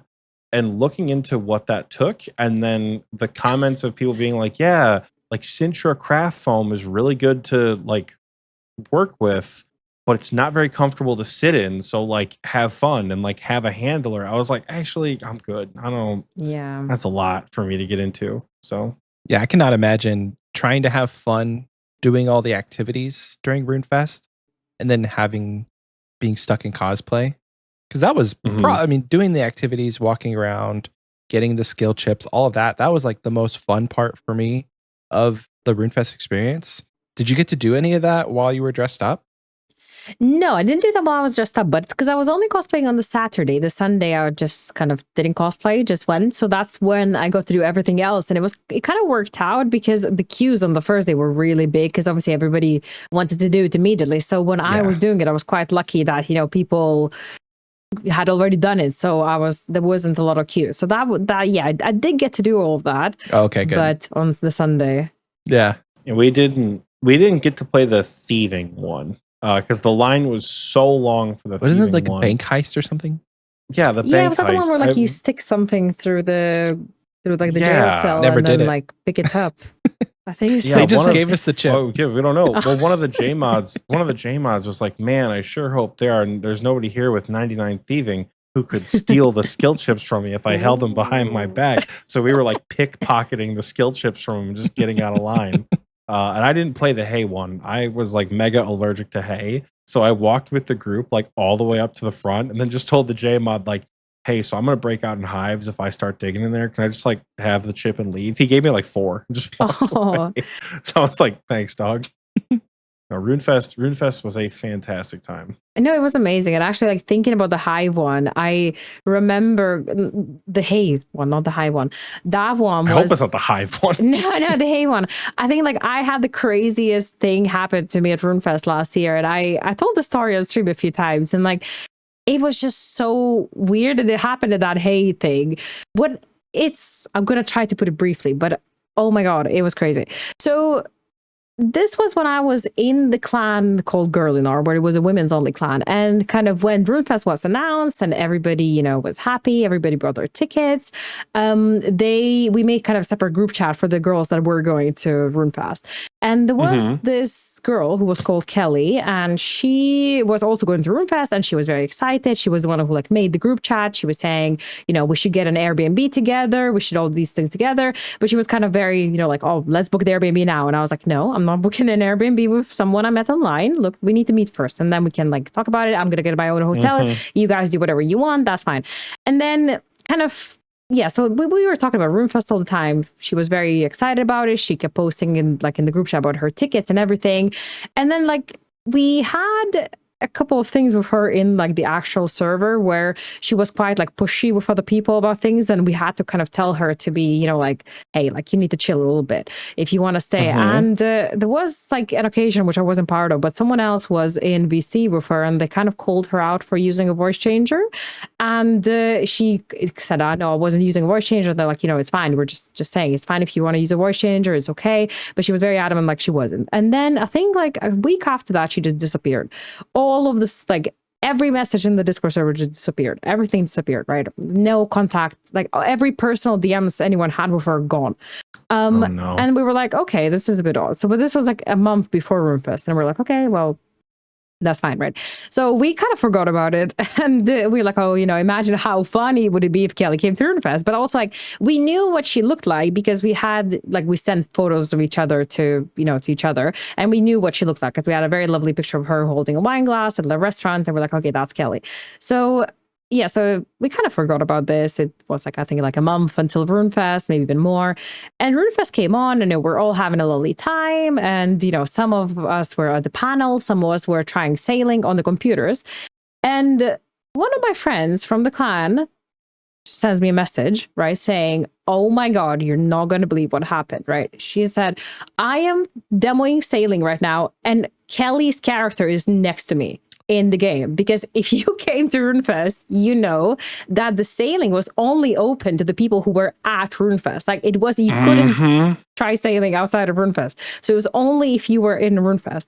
And we're like, no, you're joking. And she sends like a very quick, like not screenshot, but like a photo of the screen. And it's like actually her name. And she's like, I'm following her in the game. And I was like, oh my God. So we all run to the computer there to just see, if it's actually her. And it is actually her, like it is her account, and you can tell. And because she had quite a unique name. And then we're like, okay, we need to find out what's going on. And we kind of like start walking around the LAN area and just like seeing if we can see my friend who discovered Kelly on the screen. And we're walking around, and then we kind of do see someone there, and it's a man playing the game, and the lady who is Kelly sitting next to him, but she's not playing the game. She's just sitting next to him. So it was such an odd experience, and like we still talk about it to this day. Like it's crazy. But I think like and there were a few times where we crossed just paths, like we were just walking past them, and like do they know that we know? Do they know it's us? And it was honestly like it's the craziest Runefest experience. That's a weird one. That is 100%. That's a weird one. I think like what was shocking to me is like if the lady wasn't there, I'd be like, okay, well, it was someone pretending, to like a man pretending to join a women's clan. But then like she was actually there. She just was not playing it. It was the guy on the account. I honestly have no idea. Like it's a mystery to this day, but it's just so odd. Are there any theories? Can we spill some tea? Because like, well, the theory is the guy the owner of the account and he just brought like his partner? Who has I think so. Oh gosh. Like that would be my guess. But again, like I have no idea. Like nobody knows because nobody got in touch with them after. And like it is a really like strong account. I think it was like on TOA high scores, like at the very top, and it is like I have no idea who is the owner of that account, but and I have no idea who've been talking to in Discord, but right. It is odd. Damn. Yeah, that is strange. I don't like that. I don't like that one bit. We don't have any weird stories like that, thankfully, where we've like ran into ghosts. Don't get me wrong. There are a few ghosts that Michael and I could see in public and be like, dude, there's no way that person's here right now. We get a few of them, but we've not had. We had TNL's been around for a really, really, really long time. We started, I don't want to say making content together, but we were all streamers, like small, like less than 100 follower streamers together in like 2020. Myself, Michael, a couple of our other buddies, and we had an instance where we tried our first ever bingo, for example, and it kind of blew up at one point, where some of the people who we thought were going to be like integral in kind of like creating this little group kind of flew off the handle at some of us. We like took a little break in the middle of the week to like play Minecraft on a new server with like people we knew in real life. And nobody really handled it super well in hindsight, but it was just followed up by like literally novellas worth of like Discord messages being like, hey, Oxie, you're a terrible person. Blocked. And then we had like, that's one where like, if we ran into any of those people, it would be like, whoa, didn't expect to see you here. And then we had a few other people who we've had in the community over the years who have like, you got information leaked about the upcoming bingo event and you spread it to your teammates in private DMs after being low-key kind of annoying, and also a teacher that we didn't necessarily want to round, if that makes sense. Like, take off your Vernic at Ulm, you're losing us DPS. How could you do this? In the most serious way possible. Like, you didn't swap to your Book of Darkness. Instead, you kept your Avernic on because you're in Arims with a Trident of the Swamp. You're ruining it for us. How could you do that kind of way? There are a few people who we could run into and be like, whoa, did not expect to see you here. Hi. But we have not had any negative experiences. I almost gave someone a negative experience, if that makes sense. What happened? So we were at King's Cross. Oh. And we were at King's Cross and we were trying to figure out how the fuck to take the train, like what train to get on to get up to Birmingham, right? We didn't know there was a bullet option. So we took the stops every 15 feet in every little, shire on Sheffield town that y'all have on the way. It took us like 3 hours to get there. And I did not know what train to buy. and I was losing my mind because the trains were like, oh yeah, we're leaving for like final departure at this time or whatever. So I didn't know. I'm at the kiosk trying to find out what train it is. And this guy randomly comes up behind Michael and I, and he's like, hi, excuse me, Oxie and Michael. I didn't even look up from the terminal. I just went, what? And I was like, no. what do you want? I had to like shove Oxie away and introduce ourselves for him. He just kind of like walks away. He's like, oh my God, yeah, dude, great to meet you. Oxie's stressing out about whatever. And I finally secure the tickets. We're all good to go. And I look up at Michael and I go, did someone recognize us from the podcast just now, or am I fucking crazy? Like, I felt so bad. I know. I ran into him at RuneFest. I was like, dude, I ate too late. Hey there. Sorry for being a mega dick in London earlier. I had no idea what we were doing, trying to navigate the transport, but we were all good. We followed each other on Twitter afterwards, and I was able to like meet him and be like, sorry for being an asshole, dude. I was just real anxious. You know? That's how I feel when, like someone recognizes me in game and I'm AFKing something. I don't notice the message until like 20 minutes later. And then I'm like, oh my God, this person was so nice. And I just ignore them completely. And like in my head, they think that I'm this like horrible ego, like bitch. And I'm just like, oh, like peasant, I'm not speaking to you, But just like, I was just AFKing. Like I did not see the chat at all. My chat box is closed. Sorry, dog. Yeah. I had my favorite message I've ever gotten in game was this most recent Dead Man mode. So I have my friends set to private, right? Like randos just can't DM me. But on my Dead Man mode account on my Iron Man, I don't. I had it set to public. And I was at a breach or doing whatever I was doing. And then a few minutes later, somebody DM'd me and went, hey, are you like, because my Iron's name is Oxie Fans. He's like, hey, are you Oxie Fans from like Xpwaste? Like, are you the Oxie from the Xpwaste podcast? And I had my chat box closed. I didn't see. And then he responded back a few minutes later and said, no, wait a minute. You can't be the Oxie from the Xpwaste podcast. Your mining level is too high. I went, bitch. I love that. I was like, what are you talking about? So shout out to that guy who listens to the show long enough to know that mining made me want to jump headfirst. You don't like mining? I did not like the mining grind one bit. Even with shooting stars, it just felt extremely slow. But like, shout out to that guy for knowing that I hated mining and going, my bad, King. The real Oxie hates mining and doesn't have like I have like 80 mining on my Iron Man, and it's just from AFKing on this show. Like I'm cutting teaks and I'm doing a beehive right now in forestry, and I just got 85 wood cutting doing that. Like, I don't really AFK a ton because my stupid W slur Wi-Fi makes RuneLight not work on my laptop. And it also makes the damn mobile client not work either, which is super fun. I've been troubleshooting that for the last couple of months, and it's really awkward to call ITS and be like, hey, my game doesn't work. Imagine. Oh my God. Yeah, I know I'm clocked in, but like I just need you guys to help click a star every now and then. Just click a star. So I think if I want to do anything, it has to be like on my phone with cellular data. But I don't really do much in the way of AFK when I'm at work anyways. So I mean, my nighttime mining is purely from stars on the phone sneakily. Yeah. Oh yeah. Stars on the phone. It's so good. Stars on the phone, stars on the computer. Oh, second monitor stars. Oh, beautiful. I think I posted a video about when I hit nighttime mining. We had a party and I posted a video saying, I did it only with stars. And then there was a guy being like, doing nighttime mining with stars. Face, what do you call like face plant emoji, right?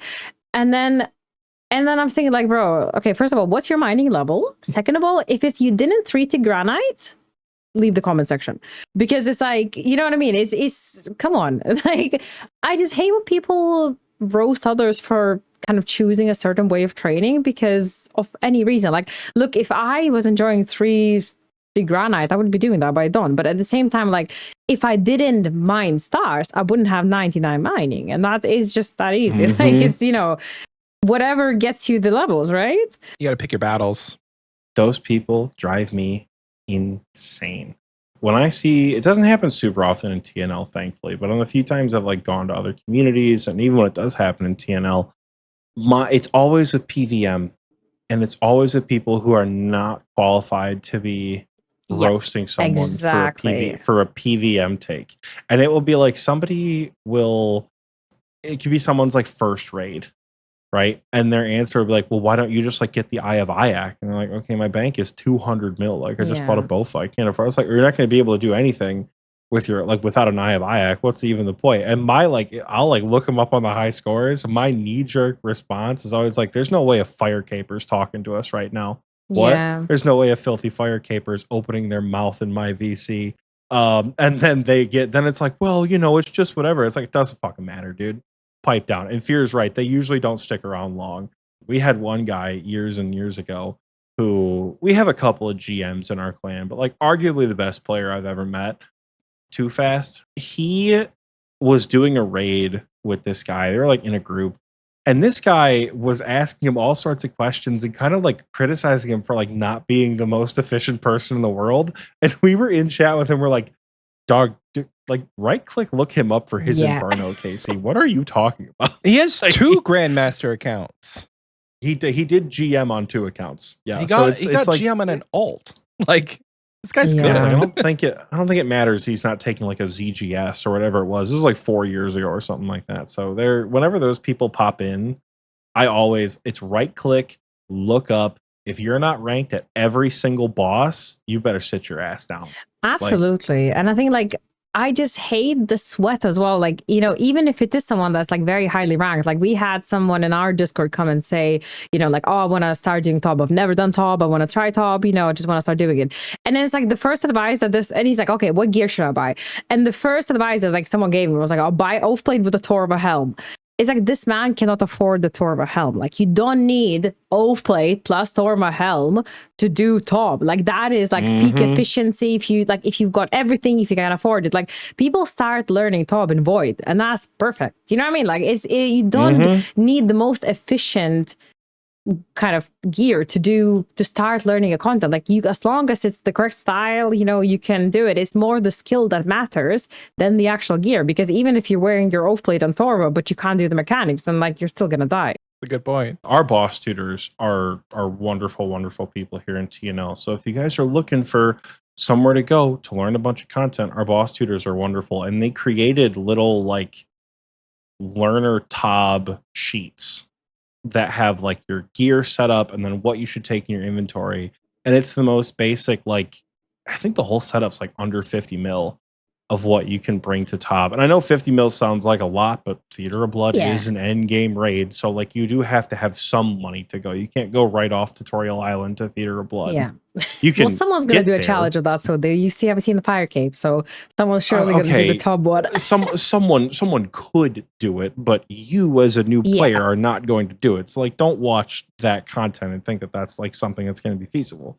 But we do a really good job, and our boss tutors do a really good job in particular of like, what are you taking? Doesn't fucking matter. Warp Scepter? Doesn't matter. Cool. We'll get you through. Who cares? You know, and it's really fun to like, do you just need a KC for the quest, or do you want to actually like learn the rooms?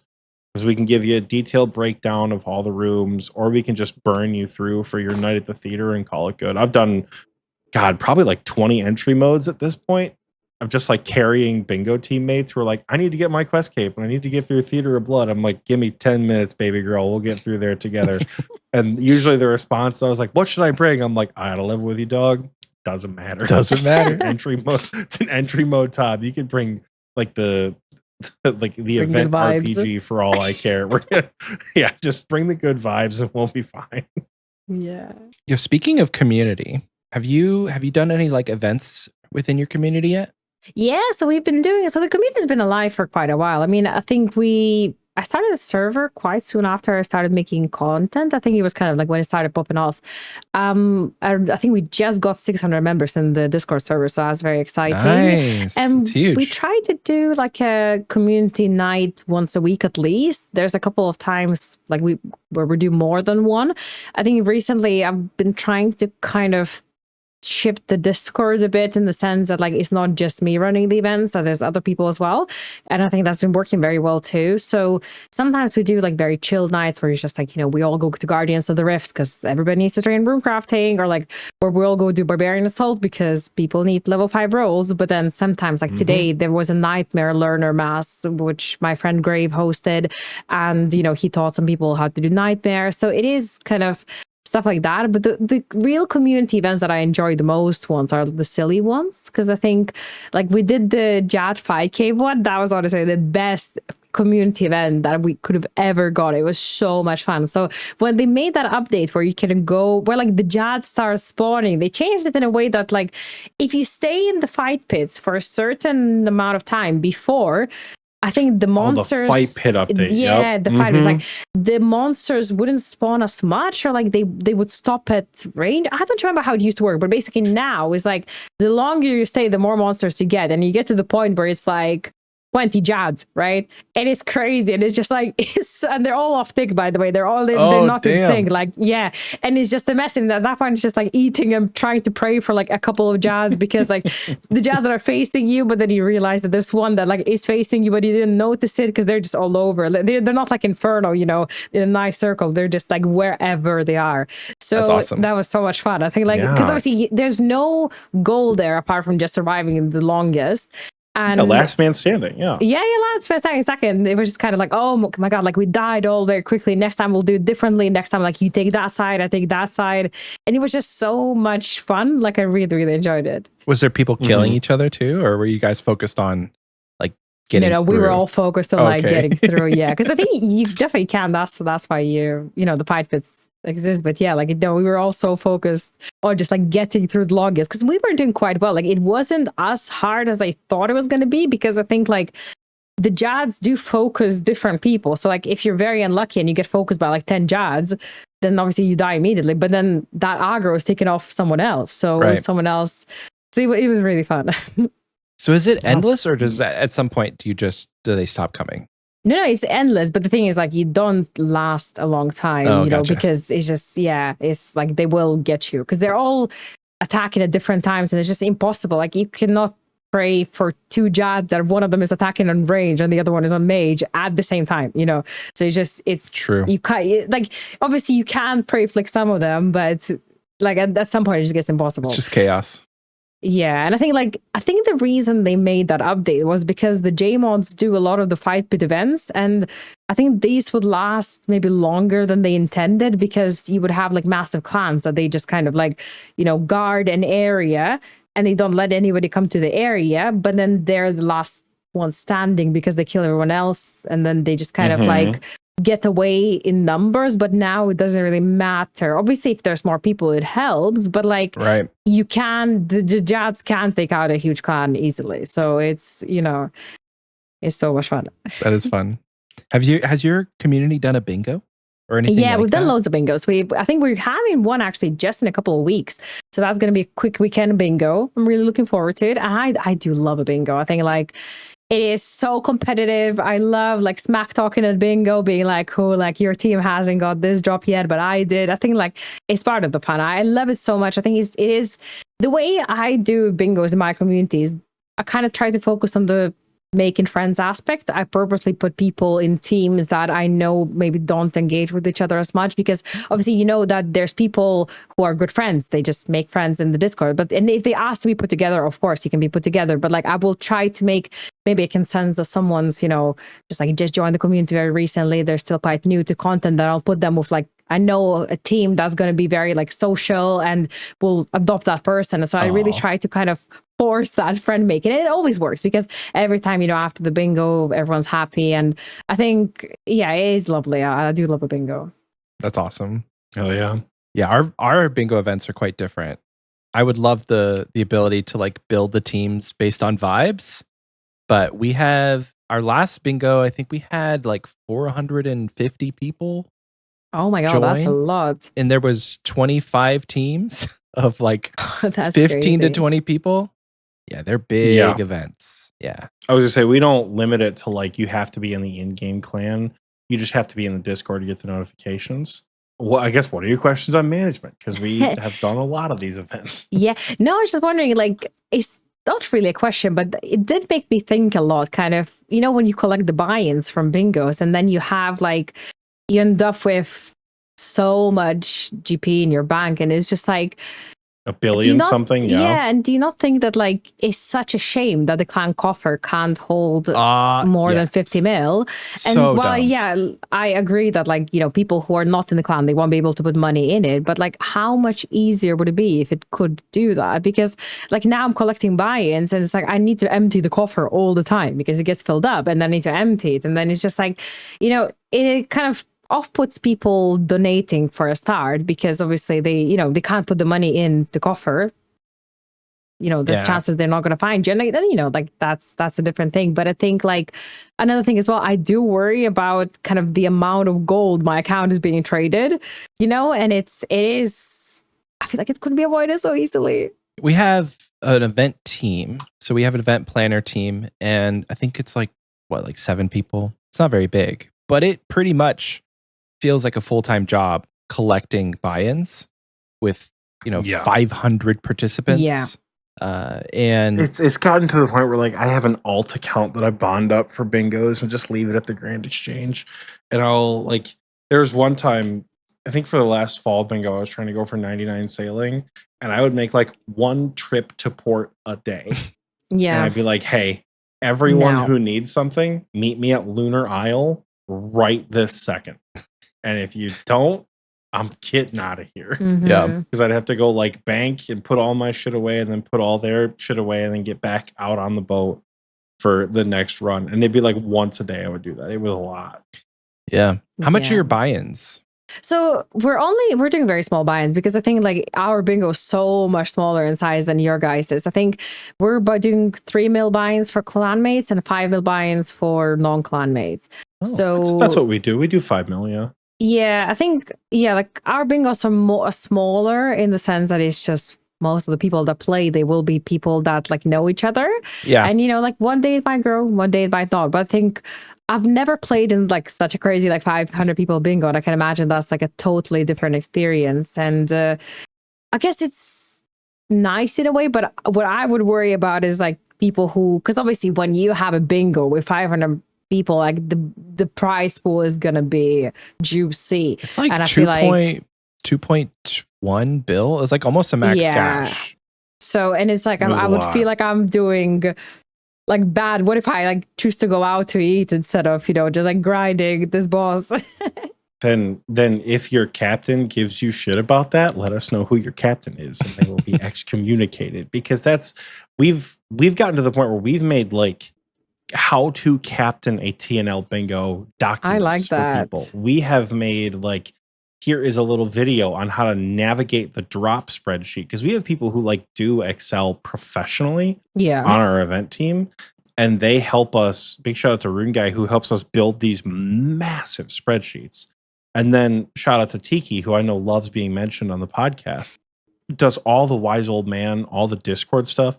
Back in the day, we used to have to manually make all of the channels, all of the roles, and assign people to the different roles by hand.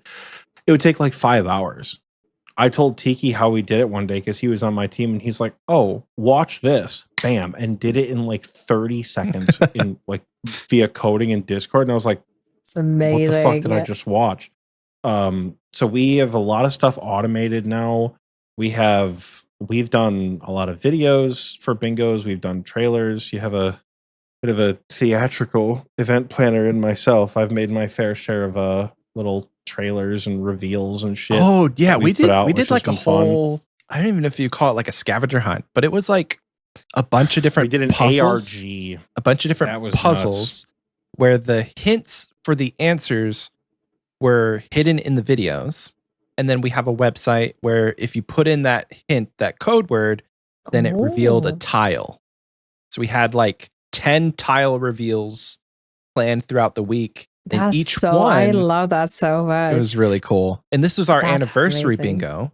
So this was our 10th bingo we've ever run. 10th bingo. Ooh. And so each video was showcasing like an era of a certain bingo. And so we showed the Oh, boards, and then we had the code words, and it was a lot of fun.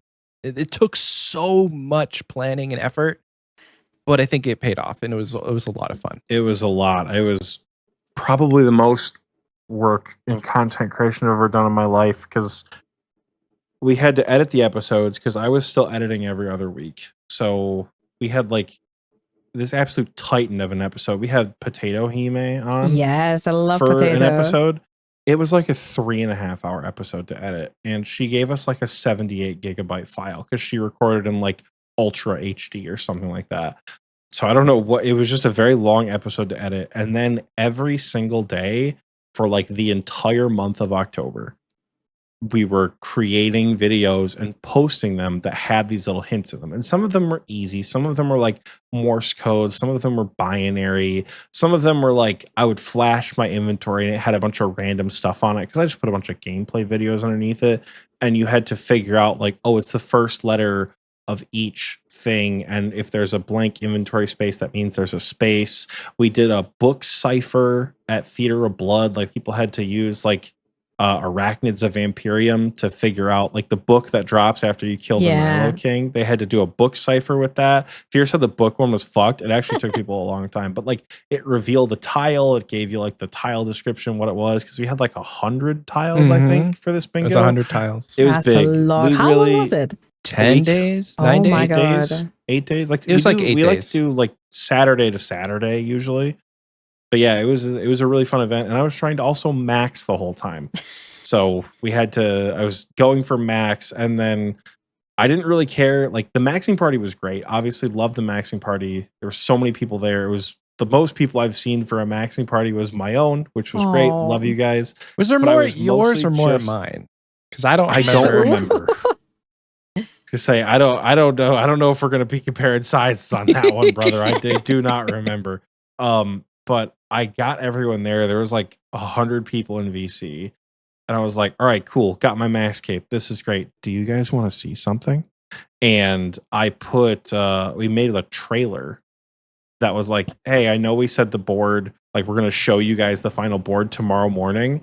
We're actually going to show it to you right now. And we made a really fun trailer for the board reveal, which was super, super cool. So we had a lot of really fun content creation memories, but it was the most I've ever been sitting in front of a computer editing in consecutive days. And it was tough. It was tough to do all that. But no, we have very, very big bingo events, which are blessings and curses, I will say. The days of like, we have 3 teams of 6, let's make this a lot of fun, are long gone around here. Brings with it its new set of challenges, but equally rewarding to see people involved, you know? I think like your whole story about the bingo really shows how much there is more to kind of content creation than people see, because I think a lot of people do just see, you know, the video you make or kind of the podcast, they listen to it and they think like, oh, okay, what do these people do? Just sit and like talk all day. You know what I mean? I think people jump to these conclusions so quickly without knowing how much actual work it takes to produce anything.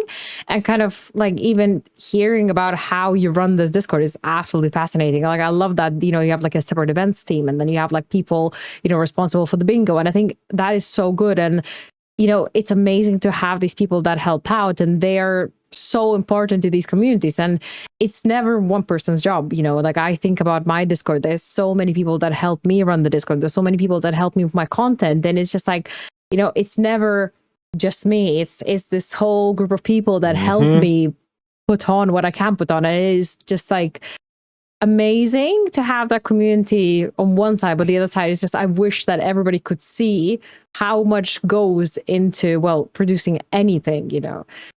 Especially those short form videos. It's like, oh, dude, the video is 45 seconds long. How long can it take? Several hours. Yeah, depending on what you're trying to edit, it can take several hours. Because there was also a period of time where Michael and I weren't like, we're partners with Spotify now, and we have like mid-roll ads and shit that play. But before all that happened, Michael was like, hey, we should do an ad segment, like a fun little ad segment. So for the first several episodes, we were making little like 60-second to 2-minute long advertisements for people in game. Like Fortunato's wine stand, the fishing trawler, the That's guy so who cute. sells I the love pizzas out in the that. wilderness. And it was like, yeah, the total video time is 91 seconds. Took me 3.5 hours. Yeah. Because you have to go in, and back then, before we had Creator Kit, you had to physically use the orb of Oculus or the detached Yeah, I remember camera. that. Now we could just do the Creator Kit and all that stuff, and it was like, oh, you have to turn all your plugins off to make it look good on RuneLite and edit all that stuff, and you got to voice it all over, and then, oh, I'm missing a shot here, I got to go back in and do that. So it's taken a lot of time to make some of those shorter videos. Every Halloween, we like to put out some spooky videos, and we kind of dropped the ball last year. We didn't have a spooky video for the first week. I don't remember why, but we put out some more spooky videos. Bingo, so probably. Hopefully for October or it was RuneFest was the first week in October. Was it RuneFest? Yeah, it was. No, not last year. It was in March of 2025. Yeah, March was. What was in the month of what was in RuneFest. October? It was a guest or something like that. There's some reason why we didn't have a new episode or a new commercial. I don't remember what came up and why we didn't have it, but we had like 3 more, I think. And more are coming this year. Don't you worry, especially with the release of Blood Moon Rises. Bet your ass we're gonna have some new commercials this October. But so it's a lot of work. So if you see a new Instagram reel or a YouTube short or anything like TikTok from Goth, and it's a new one every single day for a period of time, on top of having a real W slur, you know what? It's a lot. I did that for a whole year, and I think it was really difficult, and I learned a lot from it in kind of more about myself and more about content creation. It was like a very two-sided, thing. I think because I don't know, like I read when I first kind of got into, like when it started popping off, and I'm like, whoa, this could actually, like, I can see the potential, and then I read about it, and especially like because my main platform that I'm followed on the most is TikTok, and I read more about TikTok. I was like, how can I build this up even more, and then I read that kind of TikTok rewards you the more you post. So kind of the more you post, the more you give it, the more it's gonna kind of give you. And I've watched like loads of people who give tips on how to do that, and I was like, you know what, like I can release 1 video a day, and it was going well at first. I feel like at first I did do really well, but there were days when I just feel like I was posting just because I needed to post. Like I had to post. Yeah. And I think another thing as well would be like, if, I'm out with friends that evening, and then like I remember that I don't have anything scheduled, and I'm like, oh my God, and I couldn't enjoy my evening because I'm thinking like, okay, I'll wake up tomorrow, all my followers are gone, everybody forgot about me, like nobody cares about my videos, which is obviously not true. But when you get into that kind of like, mindset where you don't want to miss one day, it does become just like really heavy. And I stopped that this year, I think beginning of this year, and I found it much more useful to just post when I have something to say. And I mean, I love talking, so I always have something to say, but it's kind of, you're on a podcast, we know. we love talking, that's why we do it. But it's kind of like, I still feel bad if I don't upload for a few days, but I think it definitely has gotten easier. And I think I also started streaming more, and obviously the more you stream, the more content you get, in the sense that you can like upload little clips that you might get of like drops and stuff like that. So it is a very interesting thing, uploading every day, and it is something that, like you said, it does take a lot of time. And if people think like, oh, it's just a little short 30 seconds, well, okay, that might have taken hours. They take so long, because it's never just, here, let me cut this 30-second bit out of my Twitch stream. Yeah. It's, let me cut this 30-second bit out of my Twitch stream. But actually, I have to cut closer to 45 or 42 seconds for this 30-second clip, because there's some downtimes and there's some because I'm not streaming like I'm going to go viral. I'm streaming like a person. So I got to cut out some of that stuff. And then I can't just like stick the 1080p, like the 1080 by 1920 video on there. I have to move it around a little bit, and I have to like format it correctly in the like 3x16 or 9 by whatever they have for a phone screen. And then I have to figure out where I want to put my camera. And then what's happening? Is it a drop? Where do I put the drop? Do I zoom in on the drop? Do I have my face still? What about my health bar? Like you have to, there's so much cutting and moving, because this game is not as clean as what it looks like on YouTube when you're trying to make a short form thing. That it is like, yes, it's a 30-second video it's a dumb little joke. Congratulations. It takes a while. even if it's just a Twitch clip, it takes a while. So I get it. So I low key, as someone who's been doing this for a long time, and I'm sure Michael can back it up too, probably good that you're not doing it daily anymore. No, I think we actually went. Go no, on, I was gonna say we went bi-weekly at the beginning of the year because Michael and I were like, actually, dude, we need to take a step back. This is wild. We've actually just gotten back to weekly uploads. So yeah, I think like it is. I do enjoy it much more when I'm not stressing about kind of not uploading it, and like. If let's say I take an evening off editing, then I can maybe do something that I, like was thinking of doing, like watching a friend's stream instead. And it is more fulfilling when because also like if you do upload every day, like the quality is not going to be as good because those hours that you spend editing, little videos, you could spend into one really good video. And I have noticed that like the videos that you do spend longer editing, the videos that you are more proud of are the ones that usually do much better as well. So... Have you ever thought about making long form videos? I did. And to be honest, like, I have done one video. I've done like a little leagues tips video in a way, because I love leagues. And I think so many people are scared of leagues because they don't know what it is. So I kind of tried to just do like I don't know, would you consider long form? I think it was like 5 minutes, 5-minute video of just saying, like, this is what leagues is. This is what I think you should do. But in the sense that like, don't stress, it's fine. You'll figure it out. Just do tasks. Like it's very kind of don't stress video. So I enjoyed that, but I think, I don't know, I just feel like I can do more in short form content in the sense that like, I quite like getting that like hook in the sense like, when you make a short video, you have 1 minute to get that person's attention. And if you keep it until the end of the minute, it's amazing. But kind of with longer videos, I feel like the bar on YouTube, RuneScape YouTube is so high. It's very high. Insane. And I feel like because I can't do that yet, I feel like my videos are not as good, and I just kind of like, why bother? Which I don't know, it's not the right mindset. But it is just, I think I'm not delved into that yet, and I don't know if I'm planning to. Maybe one day, who knows? Yeah. But I am just enjoying short form content now. Sure.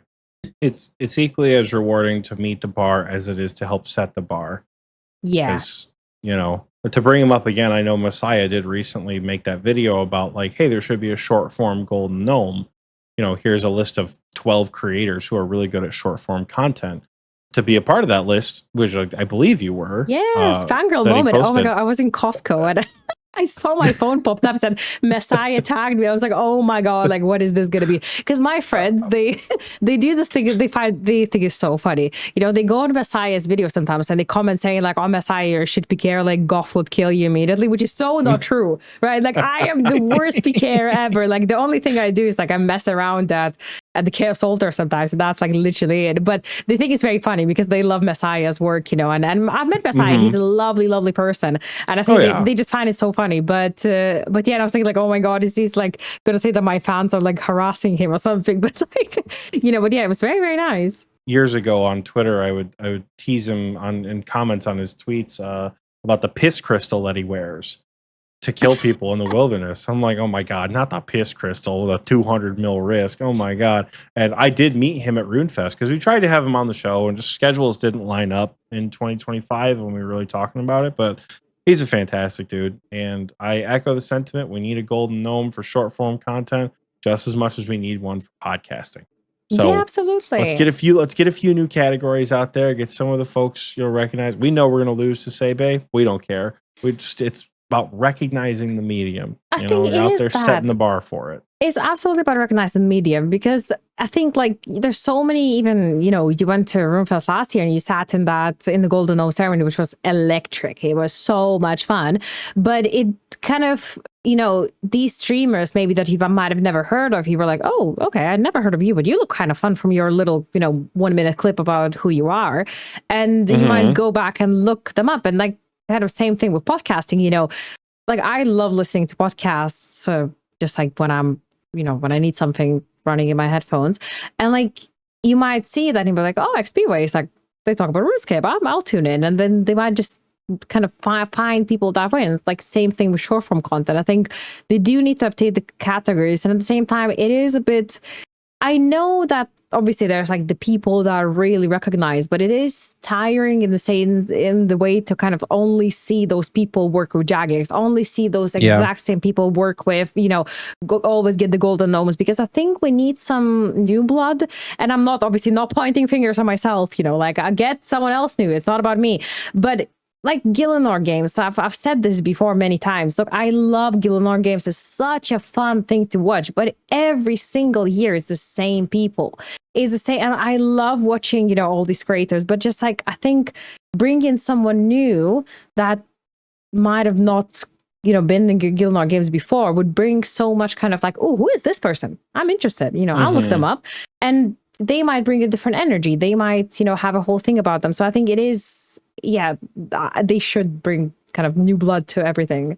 I agree. And again, not in the sense of like get us on there, because did you watch any of DMM All-Stars? Yes, I did. Yes. If they called Michael and I to be on that stage, if we were in the draft, I'm dead immediately. Yeah, same. Doesn't literally. matter who I'm up against. I'm dead. The fact that I would get out there and get instantly double Void Wakered, I think I would freeze and be like, I didn't expect you to Void Waker me with 99 HP. Okay. Oh, so your spec can recharge and you can do it again? Yeah. What the fuck? I'm dead immediately in DMM All-Stars. Did you guys know that No Monkey started PKing like a couple of weeks or Deadman something? All-Stars, yeah. Like he learned and then had that performance. Like that was so cool. And that it was. And I was going to say that really shows that like you don't need same thing for like Gillinor's games. You can prepare, if it's not someone that, I don't know, might be doing crazy challenges, they can learn. And same thing with Deadman All-Stars. Like, they say that, there's a big problem. There's no women in Deadman All-Stars. And I'm not saying get me.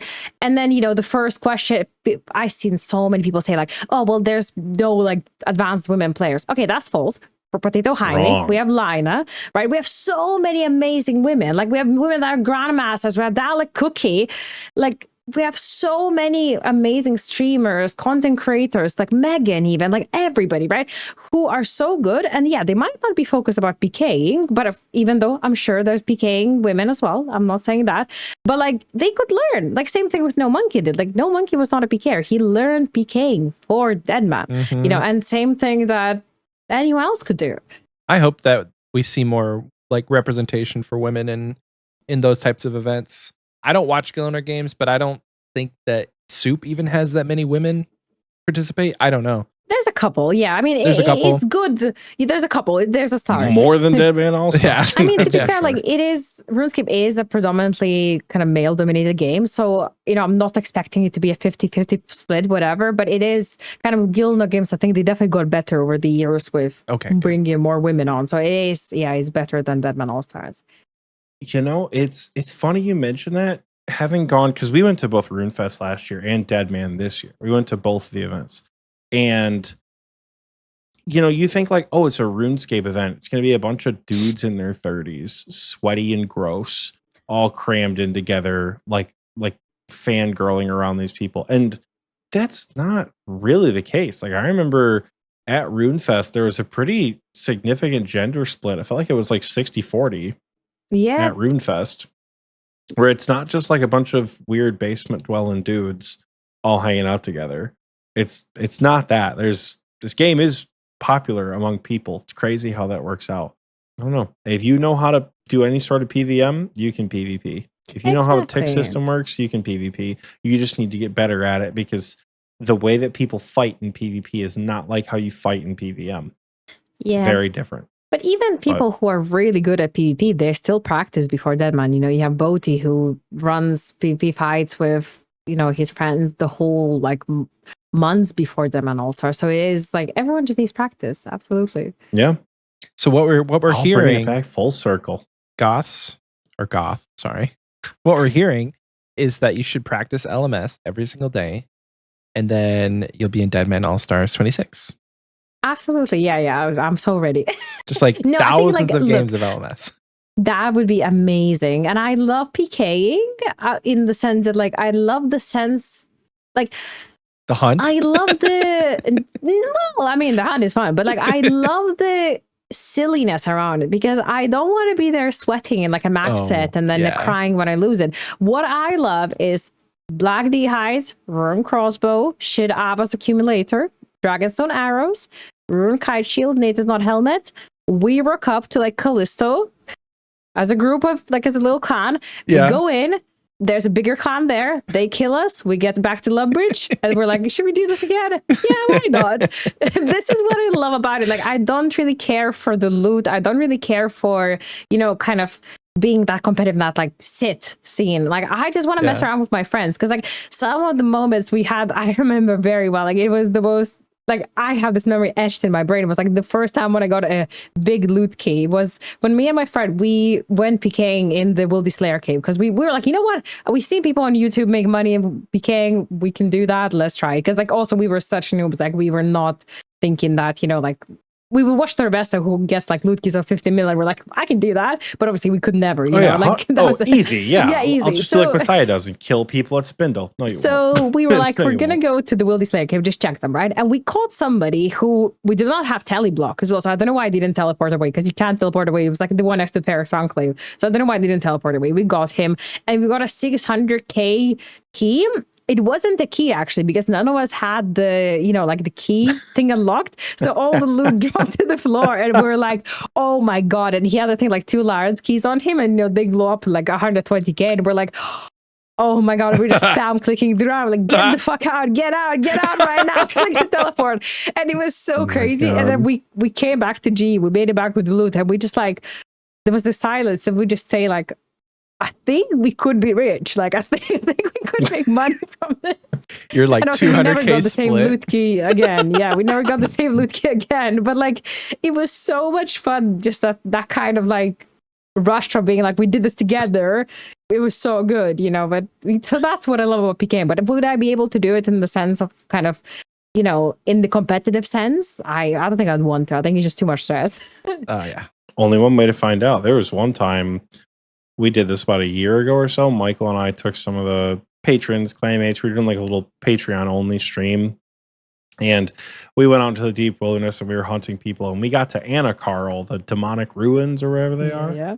And this guy teleported in. We're like, oh, bad day to be this guy. And he looked at us and it was like 6 versus 1. That's not fair. And it's not fair for you. And this dude put on a Serp helm and a noxious halberd and was like, bring it. And he killed like 2 of our people.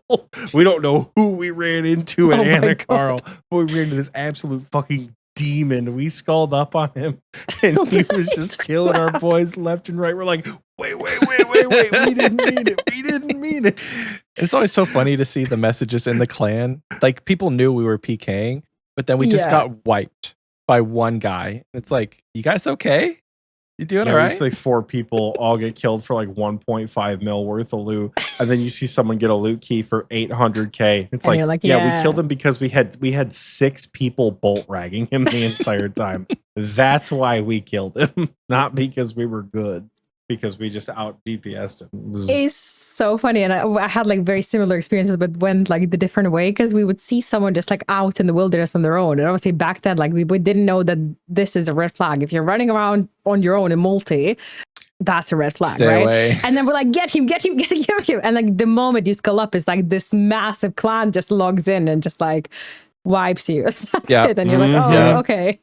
Yeah, we were doing the clans aren't fun. We were doing the freeze tack instead of the bolt ragging, and it was so funny because whoever was not freezing would obviously be up next to them, with like a whip or whatever. But then many times I accidentally froze Oxie right next to the person we were killing, because it's like splash. So it's so funny. Missed input, freezing our own teammates next to this absolute that happens. demon in that the 48 happens. wilderness. It's like we picked a fight that there was no way out of unless you got teleported back to Lumbridge, and a couple of us did. But yeah, PvP is a lot of fun if you're in the right mood. Yeah, for it. I was gonna say that type of PvP is fun. The hunter prey, where you just want to kill Vedion and you don't want to get PK'd, and somebody comes in and you're obviously not risking anything and they just kill you. Like that's not fun. You see, I have quite like mixed feelings about that, because I think like I get mixed feelings from the fact that everybody's crying in my comments when I kill someone at the Chaos Altar, right? Like people just love to cry, right? And it's like, I get that it's not fun when you go to kill Vetion and then, you get crashed. And like a lot of times, like I said, you don't have anything. But I think people forget that the best training methods and the best money makers are in the wilderness because it is the wilderness. It is scary. This is where you can get killed, right? Yeah. And they say like, oh, well, it's so unfair that I went with my 20k worth of bones to the Chaos Altar and I got killed by Goth because like I'm just trying to train prayer, like go kill someone else. And it's like, well, bro, you are in the wilderness. Like it's just like people. It's legal. Either take the risk or train differently. No, but it's just like the thing. It's like go if you don't want to get killed. Go. There's so many other training methods because like people pretend that Chaos Altar is the only way to train prayer. There's so many prayer training methods. Go bury bones from the Lumber's Castle. Like first of all, right? Go to the Gilded Player Altar. Go to do the bone shards in Barlamore. There's so much like training methods, and it's like you don't have to. Obviously, the Chaos Altar is the best one. Obviously, because it is in the wilderness, like the high risk, high reward. And I think a lot of people, they get so salty when they get killed in the wilderness, but they forget that they accept the warning that says, hey, buddy, you will be killed. If you come here, you need to be very careful. Don't bring anything you're not willing to risk. And they're like, yep. And then they cry. And it's just like, in a way, I make in my content, I make so many jokes about it. I'm like, oh, getting ready to kill, poor killers in the wilderness. Like I love saying stuff like that because it just like gets people so angry, but it's like, I'm just playing the game is supposed to be played. Like you can't get upset with me killing you in the wilderness because it's the wilderness. That's fair. It's absolutely fair. Exactly. We always tell people, once you accept that going into the wilderness means that you're inevitably going to die, then wilderness content becomes a lot easier. And then you start to take those Dragonstone bolts with a rune crossbow switch. And then you just think to yourself, what if I shoot back? What if I freeze back? What happens? Like 90% of the PKers, if you turn around and shoot them back, they will run for the hills. And I'm part of that 90%. Like this, in the Chaos Altar, because I mentioned the Chaos Altar, but I love it there because that's where like the crybabies are. But then also that's like where the shit PKers are. So it's like kind of the bit of both where like I can kill a crybaby, but then when I'm trying to like make it back with a loot key, I might run into someone that is as bad as PKing at me and then we're kind of like PKing each other, but then we're both quite bad. So it's just fun. There's not a lot of like sweatiness there.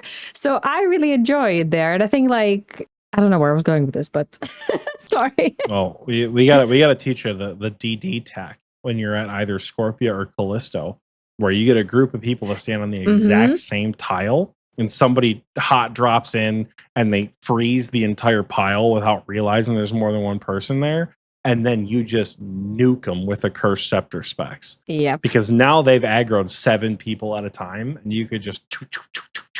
Have you seen that vengeance thing that people did at Rogues? There was a YouTuber who did the Venge thing that, like, he got multiple accounts standing on the same tile, and then he would venge them all.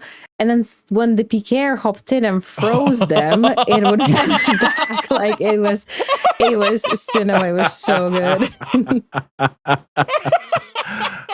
Oh, that's so good. That's great. I'll keep that in mind. I did not know where you were going with that, but that's hilarious to think about. It was amazing. The ultimate Shirley April Fool's joke. Speaking of not PK, because my cat is going to run me around the apartment and get me another noise complaint, which is going to be awesome. You said you have cat, correct? Yeah, I do. Yeah, you more of a cat guy or a dog? Oh my god, person? I love cats. I used to be a dog person because I grew up with dogs, but I love cats now. I think I saw my cat on Facebook, from a local shelter, and I don't know what in me. I've never had a cat before. I've never kind of wanted a cat before. I just saw her, and it wasn't actually like a sad story or anything. There was, like some stories you see, and it's like, oh, this cat was abused. But no, this was just like a regular, like, oh, this cat needs adoption. I looked at it, I was like, I don't know why, but you need to come home with me. And then I emailed, and I got her. And honestly, like, she's my best friend. I love her so much. My baby, she's chilling downstairs now. So what a woman. I got 2. I've got Blue, who is, you might be able to see her behind me. Yeah, I've seen them running around. They're so cute. Yeah, she's a little spitfire. She's a monster. And then I've got B. She's actually gonna be 6. Like, what day is it today? It's gonna be July 11th. She's gonna be 6 next week. So when Oh, next happy week's early episode comes birthday. out, B will be 6 years old, which will be awesome. But she's a big old calico. She's like 16 pounds. She's a big old woman. She's mellowed out a lot in her older age.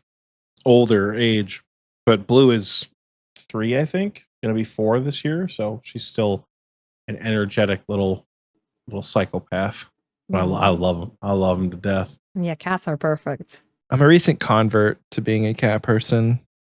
Welcome. We have dogs. We have a dog, and then we have 2 cats. So you had 2 dogs. We- what happened? We rehomed River, Which one was River? the white one. Yeah. Oh no! What happened? It was just timing, I think, because with how busy I am not being home anymore, and then the 2 dogs just being constantly playing all day long. There's several factors. So like the energy levels, and then with how wet it's been this year, like it was really hard to put both of them outside because River she loves water. And so she would just dig holes, and then she'd also play in the puddles in the backyard because our backyard floods. So there was a lot of different things, but she got rehomed to a young couple who don't have any kids and who are treating her like a kid. And they've sent us pictures, and she's living her best life. So it's hard for me to be sad when I know that she's having so much more fun. And then our other dog, June, she's living her best life because she was very jealous of any attention that we would give River. She would always try and insert herself to get attention. And now she's getting all of it. And so she's happy. We're happy. And we got a second cat, and we might have a third cat at some point. I'm not sure. A third cat. Good heavens. That's a lot of cats. So that's perfect, though. I love Donut cats. is not fixed. She's whatever you call it for female cats. I don't know. So we might have a cat with Donut and Ferdinand. We might have a litter with them. So it might be fun. You wanting one, Oxie? No, I just didn't. I'm surprised Michael became an animal breeder. We were going to Look breed at the that. dogs. We were going to breed River, but eventually it was just like, that's a lot of work because dogs have a lot of puppies, and Yeah. cats would be so much easier. Not that we're going to become breeders. Like, we'll probably just have one litter, keep one of the cats, and then sell the other ones. But they're Siberian. Oh God, do you hear the voice crack? They're Siberian. They're Siberians, so they're hypoallergenic. So the wife is allergic to cats, which is why I was never really a cat person. Yeah, I know. But Siberians, they're hypoallergenic. So if you're allergic to cats, you can still have them. And I don't know if it affects her, but it definitely doesn't affect her to the level like a normal cat does. I'm allergic to shit to cats. My cats are not hypoallergenic. They get all up in my face. And I think it was on Friday morning, maybe. Blue would not leave me alone. She's like right up here walking around in between my keyboard and my monitor. She would not leave me alone. And she kept like looking to like lick my face. And I was like, okay, thank you. And my eye was so like puffed up and swollen. Oh no. By the end of the day, my dad came up to visit and he's like, what's wrong? Are you good? I'm like, what do you mean? What's wrong? And my eye was like bloodshot and just like all puffy around. I'm like, oh yeah, would you look at that? Blue wouldn't leave me alone. I'm good, but Damn. I didn't even realize it. What's your cat's name, Goth? My cat's name is Celeste. Celeste. Ooh. Yeah, she's my little baby, but she's so sweet. She's perfect. She's never done one wrong thing in her life. Like she's so perfect. I can't describe it. Like she's my little baby. She's always with me. Well, I say that now, but she's not with me now. She is in the house. She's chilling downstairs. But yeah, like I can do anything to her. Brush her teeth every day. She lets me. Wow. Yeah, like she's perfect. So you have a dog in a cat's body. Yeah, because to be honest, a lot of people do say that, but because she's so friendly and if there's new people that come into the house, there's guests, she runs to them and just like begs for attention and just like she's very, very social. Cute. I love when cats are social. Better to have a social cat than a non-social Yeah, absolutely. cat. Yeah. I love social cats.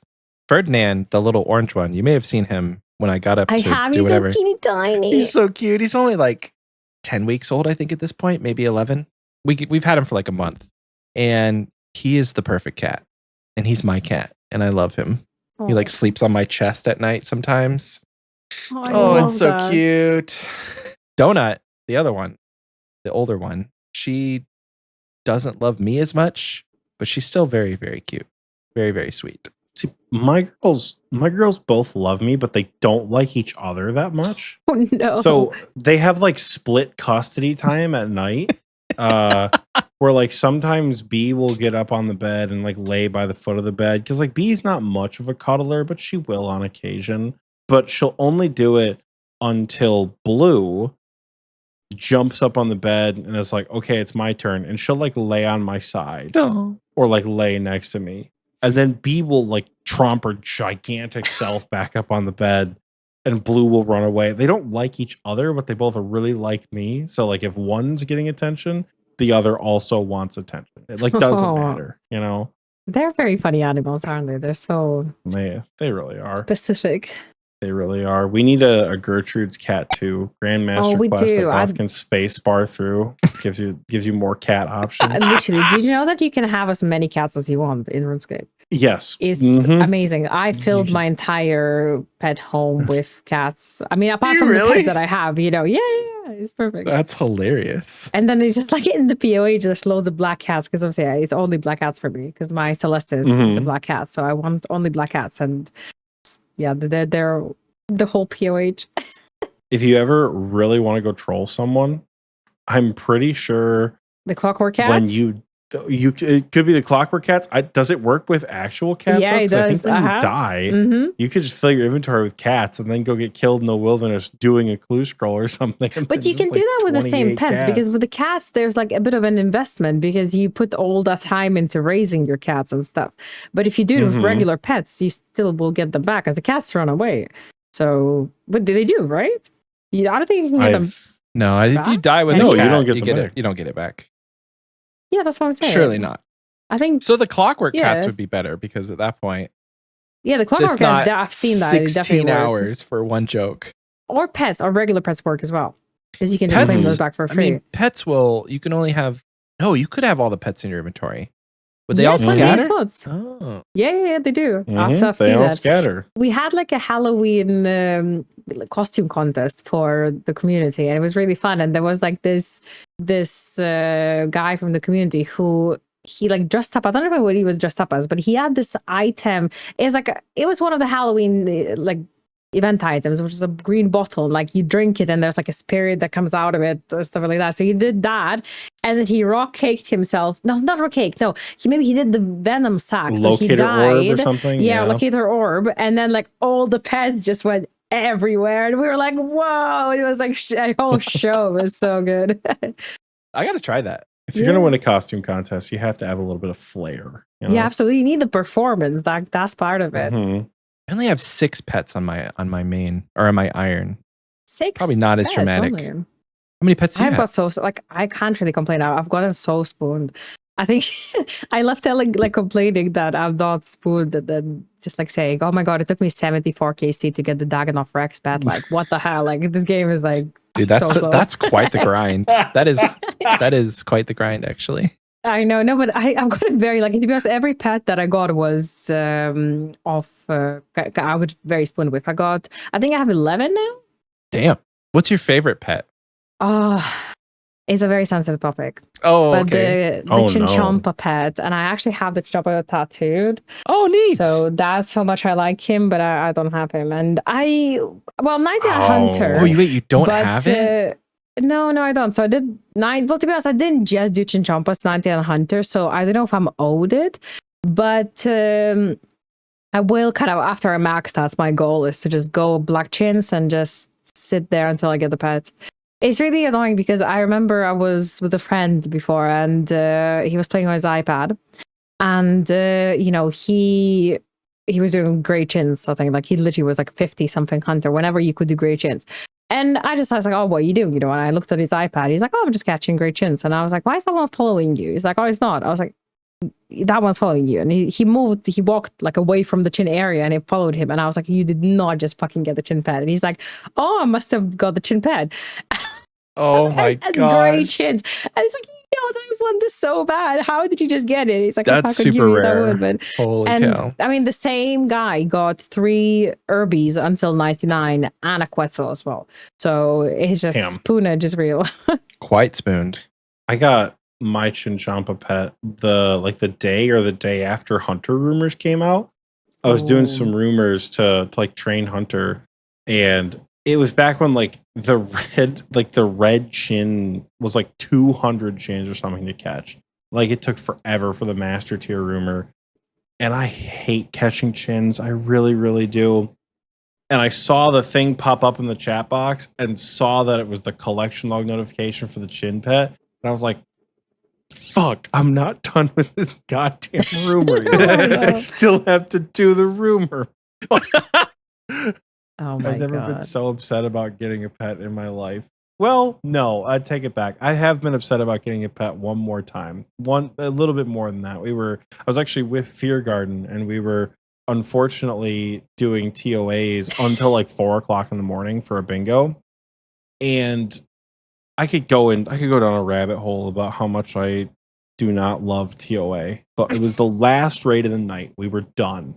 We weren't doing any more raids after that. We had taken some learners. We were done. It was a white light chest. We're getting out of there. And I popped open my loot for a 2 Mechans Guardian. And everyone in the VC just went, oh my God. Because it wasn't the tile.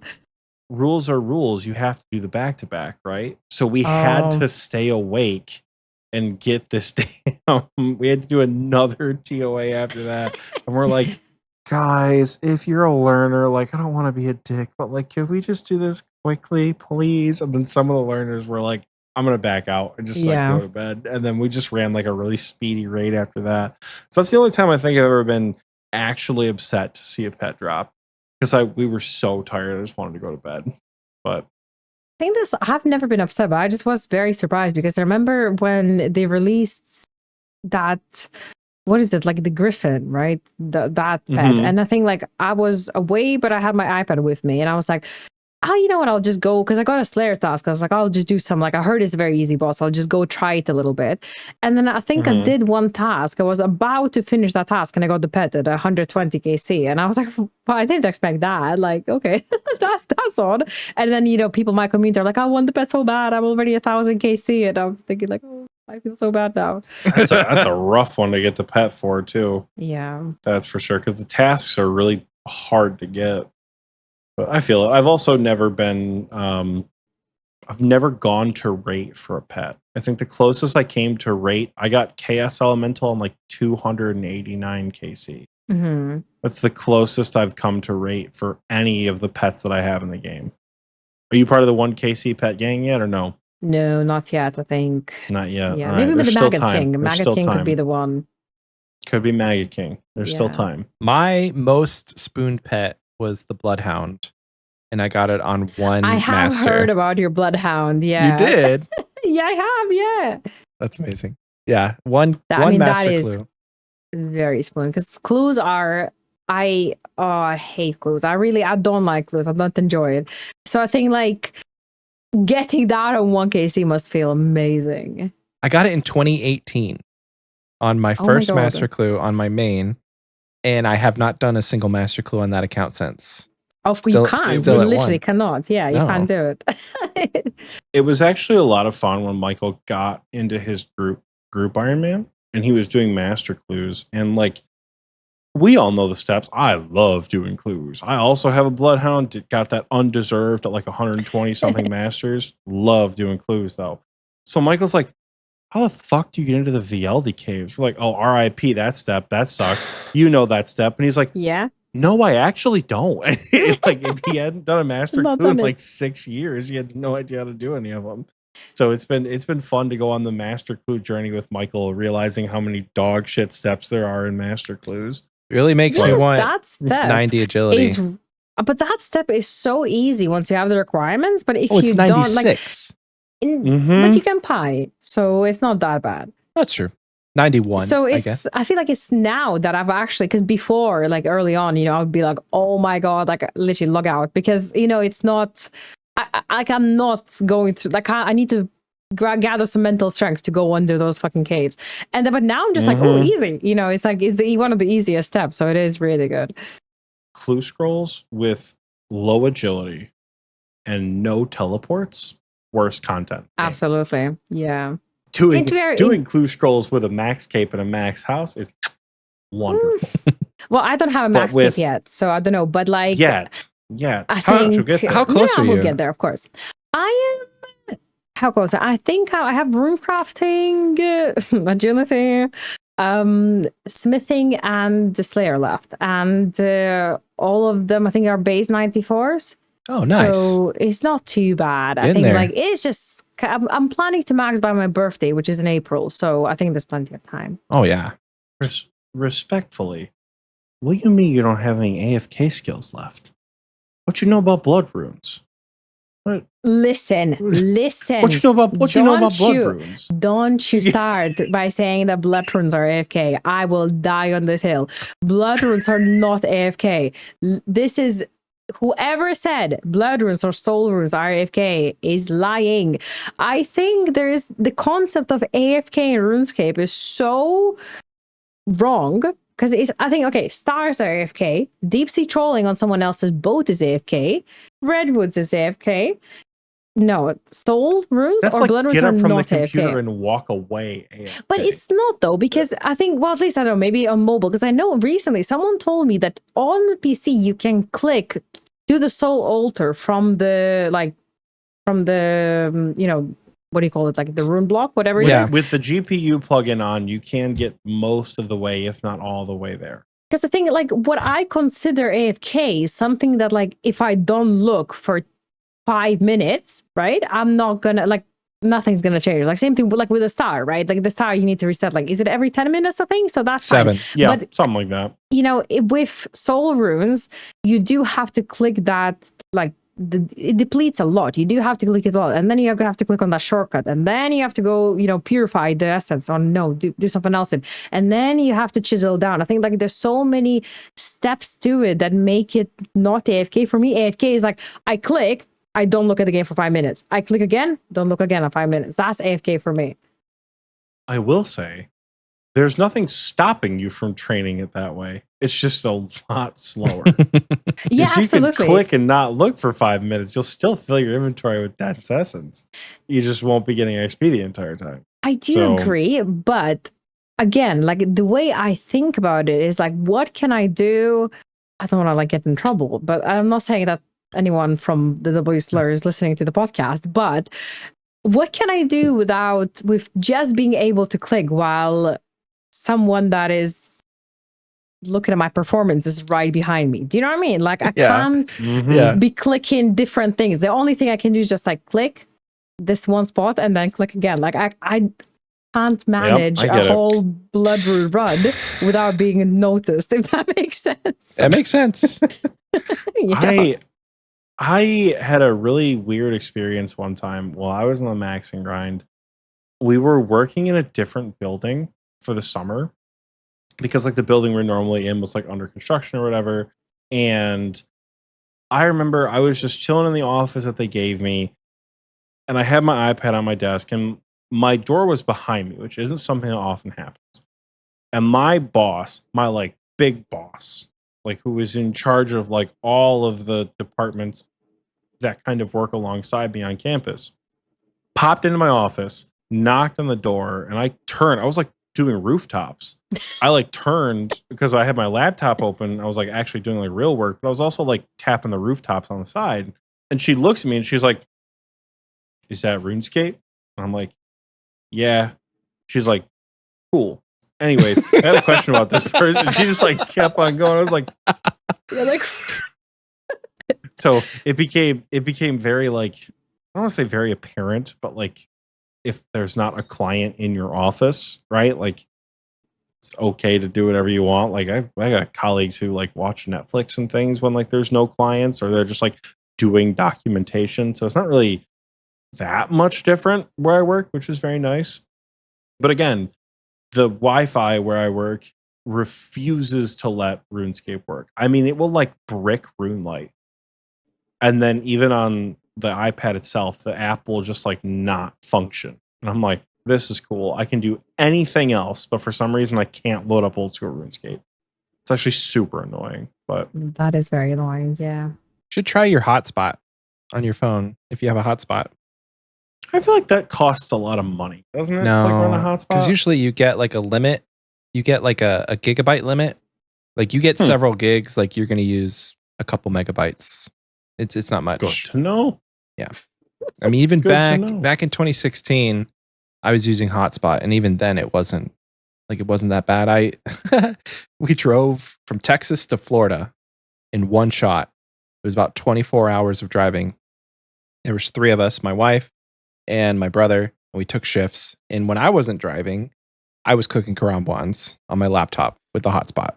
So I know for a several hour drive, I didn't use up my hotspot. So once or twice during the week at the office, probably get you. Well, I mean, not that I would ever do that at work. No, for sure. In case I ever could. Neither would I. Yeah. The weird thing about doing podcasts is that we could sit and talk forever because it seems like the three of us are it seems like the 3 of us are a bunch of yappers, which is awesome. That is so much fun. It's still a piece of content that we do have to put out. Absolutely. And some of our listeners are absolutely feral. They're like, give us a 5-hour episode. Give us a 5-hour episode. Because the longest we've ever done is just over 4 hours. And there was a group of people who are like fanatic for the 2-hour episode, then the 3-hour episode, then the 4-hour episode. So we have not put out a 5-hour episode. And we're really trying to never do that. That sounds like a because that's a nightmare, lot. dude. I do think, when people do streams that are like 24 hours, and sometimes people say like, oh, when are you going to do a 24-hour stream? And I'm saying like, never. Like I could not do that. You should definitely do that. That's fun. I did a 24-hour stream and it was a lot of fun. But the thing is, like, I get so cranky when I'm tired. I don't think it'd be fun to watch. It wouldn't be fun for me. I feel like I would say things I wouldn't want to be saying. You know what I mean? Like, I just think, no. Think of all the clippable viral moments of you bullying all the men that come in asking why you're doing inefficient tactics. You're cranky at 3:00 in the morning. Some dude from California pops in and goes, "Why are you foot pedaling and not doing Howell Sepulchre?" I get that and you just already. virtually punch him in the face. Like, think about it. You know? Mm-hmm. I mean, I don't have to think about it. I can do a 2-hour stream and I get that all the time. Or not, just look at my Instagram comments. That's where all of that is. I'm excited to read your comments now. You know what? I think if you want a treat, anonymously reply to people. If you want the biggest treat you could ever have, you need to read the comments under my Jad guide video. So I made this video, which is kind of like a funny Jad guide. So what I'd say to people is like, if you're struggling to kill Jad because you can't tag the healers, what you need to do is you need full Missouri, fortified, T-bow, dragon arrows. Put that on, hop into 5 caves. Jad, easy. You don't need to tag the healers. If you don't have this gear, you don't have 99 range, you don't have 99 defense, you're poor, get another guide. That's literally the video, right? It's that easy. And then, so it's so clear it's a joke. At least for me, like you watch that, it's so clear it's a joke. Like all my friends who watched it before I released it, they're like, oh my God, that's so funny. Like they didn't even consider that this is a real guide, right? But there's so many people in the comments, they're like, well, actually, you don't need 99 rage. You can do this with a blow pop. And it's like, is this a joke? I am joking. I am joking. And there's so many people just saying like, oh no, well, like, why are you making this guide about a T-bow? Like, if you have a T-bow before you kill Jad, like you should be banned. And it's like, I am joking. This is a joke, That's hilarious. No, like the comments under that video are my favorite. That's the perfect time to double down and be like, you know what, guys, you bring up some really good points. I do kind of appreciate the feedback that like having a T-bow and fortified Missouri is not a good guide for Jad because you also have to get through the waves. So if you don't have an Ellie, you're really going to struggle to get through to wave 60. Such a good idea. I would double down. I love and be that like, actually. If I can steal that content idea from you, I'm so doing it. Please do. Double down, post it on April 1st. and be like, you need to have full Justiciar and a door. You need to have Ellie. A third age bow is actually really good to take out the bats. Like, I would double down on the most expensive shit in the game. I love that. Do you have a shadow? Because you could switch them up at the end and be like, okay, listen, I know shadow was really expensive for you guys. So here, or the T-bow. The T-bow's really expensive. So then you just put on full Missouri. Here's my budget guide. You put on full ancestral with the shadow at the end. I think that's a good idea. I literally will do that. Yeah. Budget fight caves as a max mage run is actually the funniest shit that I would ever see. It's just like I love making little troll videos like that. Like, it just is so funny to kind of read the comments as well. But it's like so many people just take this game so seriously, and they can't find any comedy in that, and they will just like say, like, who is gonna do this? Like, why do you expect people to have T-bows? And it's like, I am joking. This is the joke. JK. Yeah. No, but the Ellie one, I love. The Ellie's a good one. The budget Slayer guide. I don't know if you have a scythe or not. Borrow somebody's scythe. Yeah, I can. And be like, the best AFK Slayer method is full Torva scythe. And just with a blood fury, just absolutely ripping through supplies as your AFK like regular hellhounds or something in the catacombs. That'd be great. No, I will absolutely do that. That's a really good idea. I do love kind of, taking hate comments and turning them into content. A friend of mine called Divine Light Gaming, he's a streamer, and he recently did his Infernal and Quiver, and everybody, I don't know why, just like for some people really picked on him and just saying that like he's bought the cape and the quiver, but like this man has clearly done it. Like he has so many videos of him doing it, of him dying 10 times to Zuck, and like you can see that he's done it, and people are actually making like old accounts and commenting and just saying like, oh, he bought his quiver, like why, and they're commenting on my videos as well and saying, why are you friends with someone that bought their quiver? And I'm like, well, he hasn't, but whatever. And I said to him, because he sometimes said to me that like he's just crazy, and I said to him, you should make a video where you like sit down and you say, I'm here to address the allegations, and like you sit down and you say like, guys, like I need to come clean, like it's just so much, and that like then you say that you inquired about like buying a quiver or an infernal cape, but like you couldn't afford it, so you had to do it yourself. So it's just like I love kind of turning that negativity into something funny. Yeah, I just started the jokes myself, and I bought my own stuff.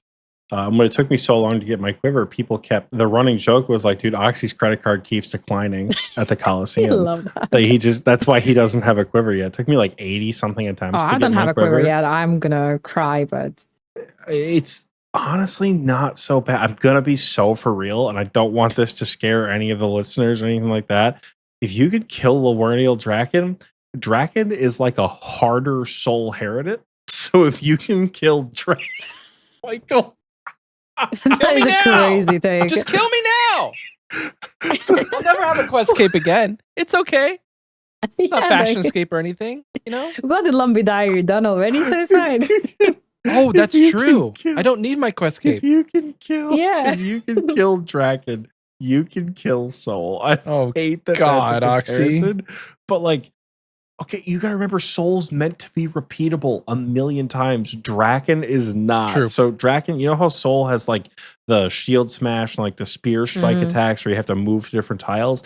Imagine that, but in like, you have to move to the tiles. So like, let's break down like a 6-tick instance, right? Draken is here, you're right here next to him. In 6 ticks, it will be like flash, flash, flash, flash. That's 2 ticks. You need to step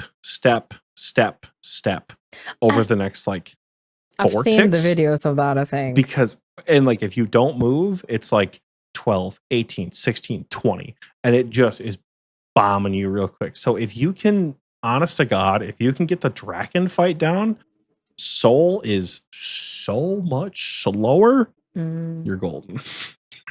That's sorry, crazy, Michael, dude. I really am. I'm so sorry. That's crazy. I had to brute force my way you can absolutely through. You can absolutely get your quiver though. I will. No, absolutely will. I think like I am.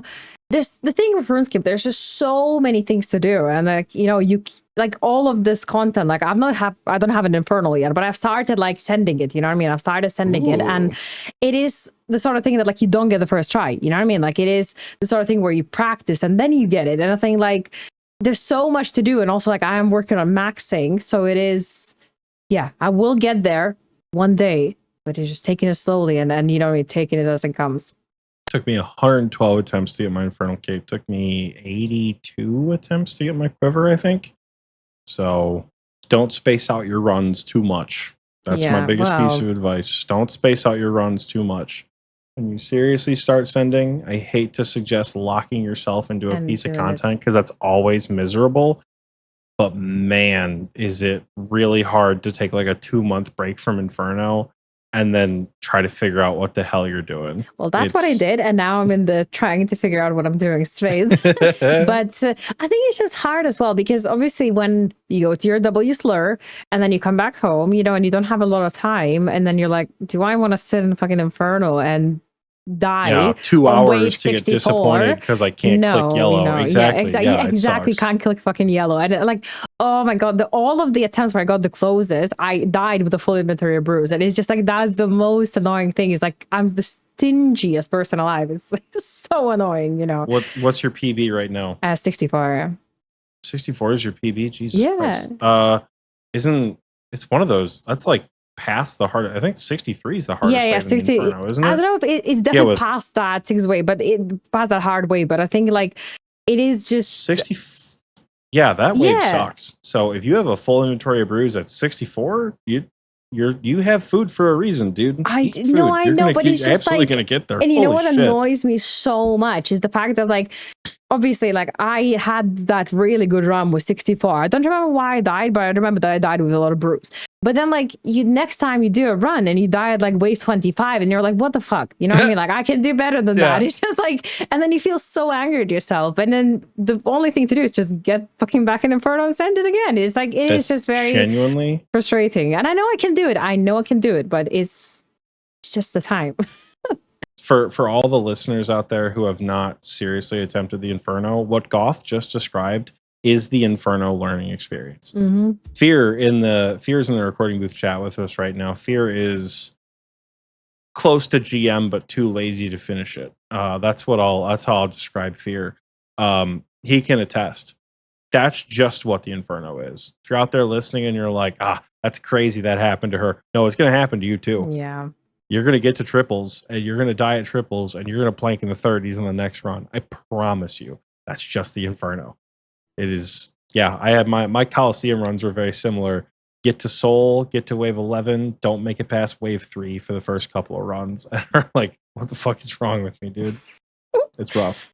It is. I think like, because obviously I'm doing it on mobile as well. It is quite like rewarding because I have so many people say like, oh my god, no way you're doing it from mobile. And then, you know, it is fun to hear that people find it so, you know, crazy I do mobile. So that like drives me a bit, like gives me a bit more like, you know, like, yeah, I can do this. I need to do this because I need to tell people that, you know, I have an Infernal mobile. And I think like I gave myself a goal, and I know I've said it so many times that I kind of regret it now, but I'm stuck in these things where, you know, like you promise your community something and you can't really back out.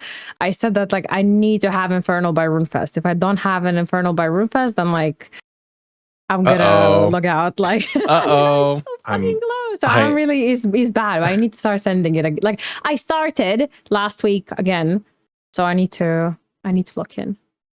Lock in. And don't set goals for the time frame, like with a expiration date. Oh my god! If you guys are a fan of Goth, please, I need you guys to hear something. For her sanity, do not hold her to that goal.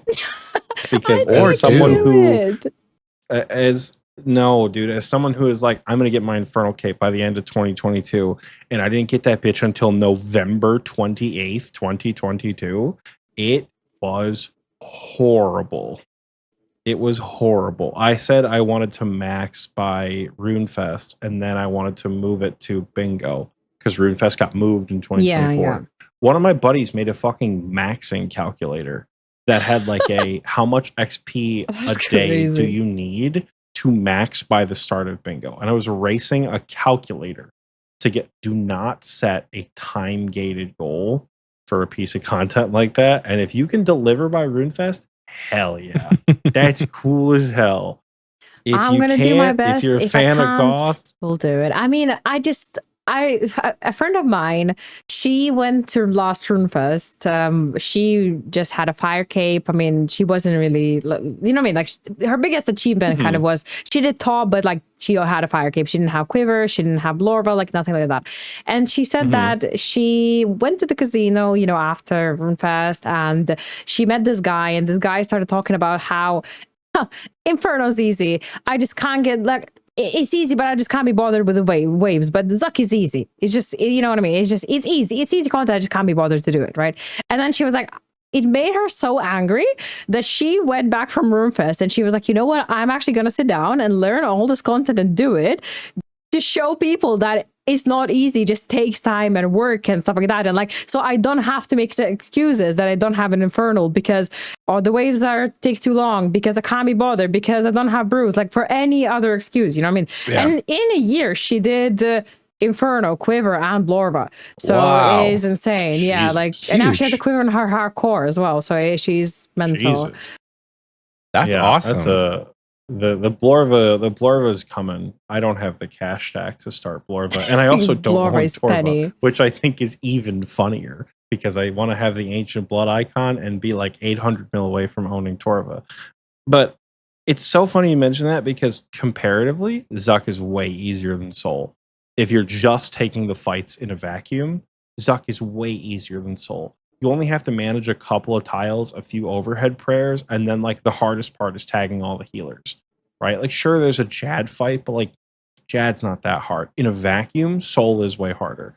The Inferno is so much more mentally taxing to get there that it's the worst Jad hands you'll ever had in your entire life. Because you just spent 2.5 hours getting to this boss that is super easy to fight, and you will fuck it up immediately because Zuck will one-hit you. And you have to go all the way back to the beginning. It's horrible. Anybody who says, I don't want to do the Inferno because of the waves, but I think Zuck is easy. No. You've never even seen I can do Zuck on Simulator as well. I could absolutely do Zuck Simulator too. Like, but that's not the point. It is the Jad hands, absolutely. Like, I mean, I had the Jad hands on leagues. I did all the 15kc, but on the 15kc, I still had Jad hands. This is leagues. It doesn't matter. It's just leagues points, and I can go back in. It's fine. But I still had the Jad hands just because of how, you know, like everyone's like, oh my god, it's Inferno. And the best example of this is if you guys watched any of the Deadman Mode streams, I didn't, but I've seen the clips, right? No monkey had Jad hands in the Inferno. No monkey. Yeah, who is one of the best PDMers in the game. Was literally shaking at the end of that Inferno run. So if you say like, oh, it's easy, you've never been there. You can't say that it's easy. Like comparing the two, if you could jump right into the Zuck fight, you could get your Infernal Cape in an hour. Absolutely, yeah. Die, go back. That's not what is objectively the hardest part of the Inferno. But it's people like that drive me nuts. Thankfully, we don't have a lot of them here in TNL because you guys are amazing. So, well, folks, with that, we have talked quite a bit. Goth, thank you so much for joining us here and yapping with us. It has actually been a blast. We're going to take a quick little commercial break here. As you guys know, you all know the drill with the commercials. And then when we come back, we'll thank the patrons and we'll wrap this little shindig up.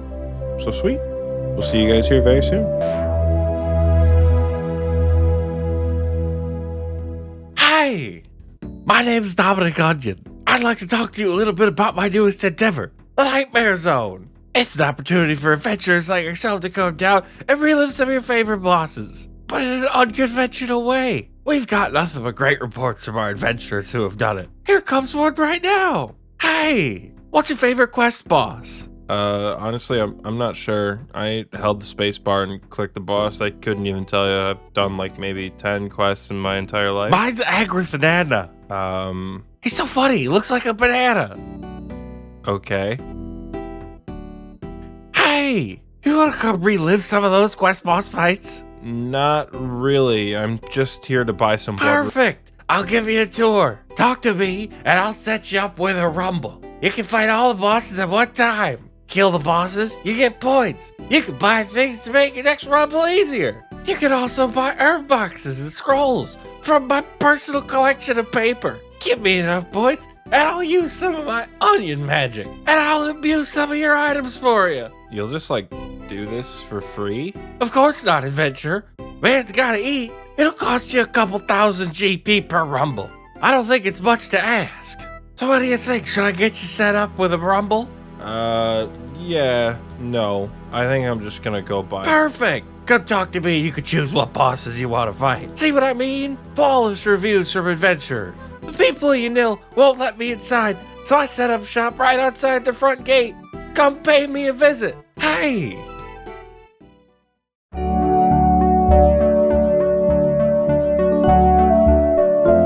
Welcome back. I hope you enjoyed that commercial break because I know that I sure did. This is always a really fun part in the show where if we have a guest on and they don't know that that last bit that we just spent time talking about is probably not going to make it into the episode, that's just a fun little bit that we had with the recording booth chat that you guys could join by subscribing to our Patreon, which we're going to thank our patrons right now. See how smooth that transition Buttery was? smooth. That's why I'm a professional.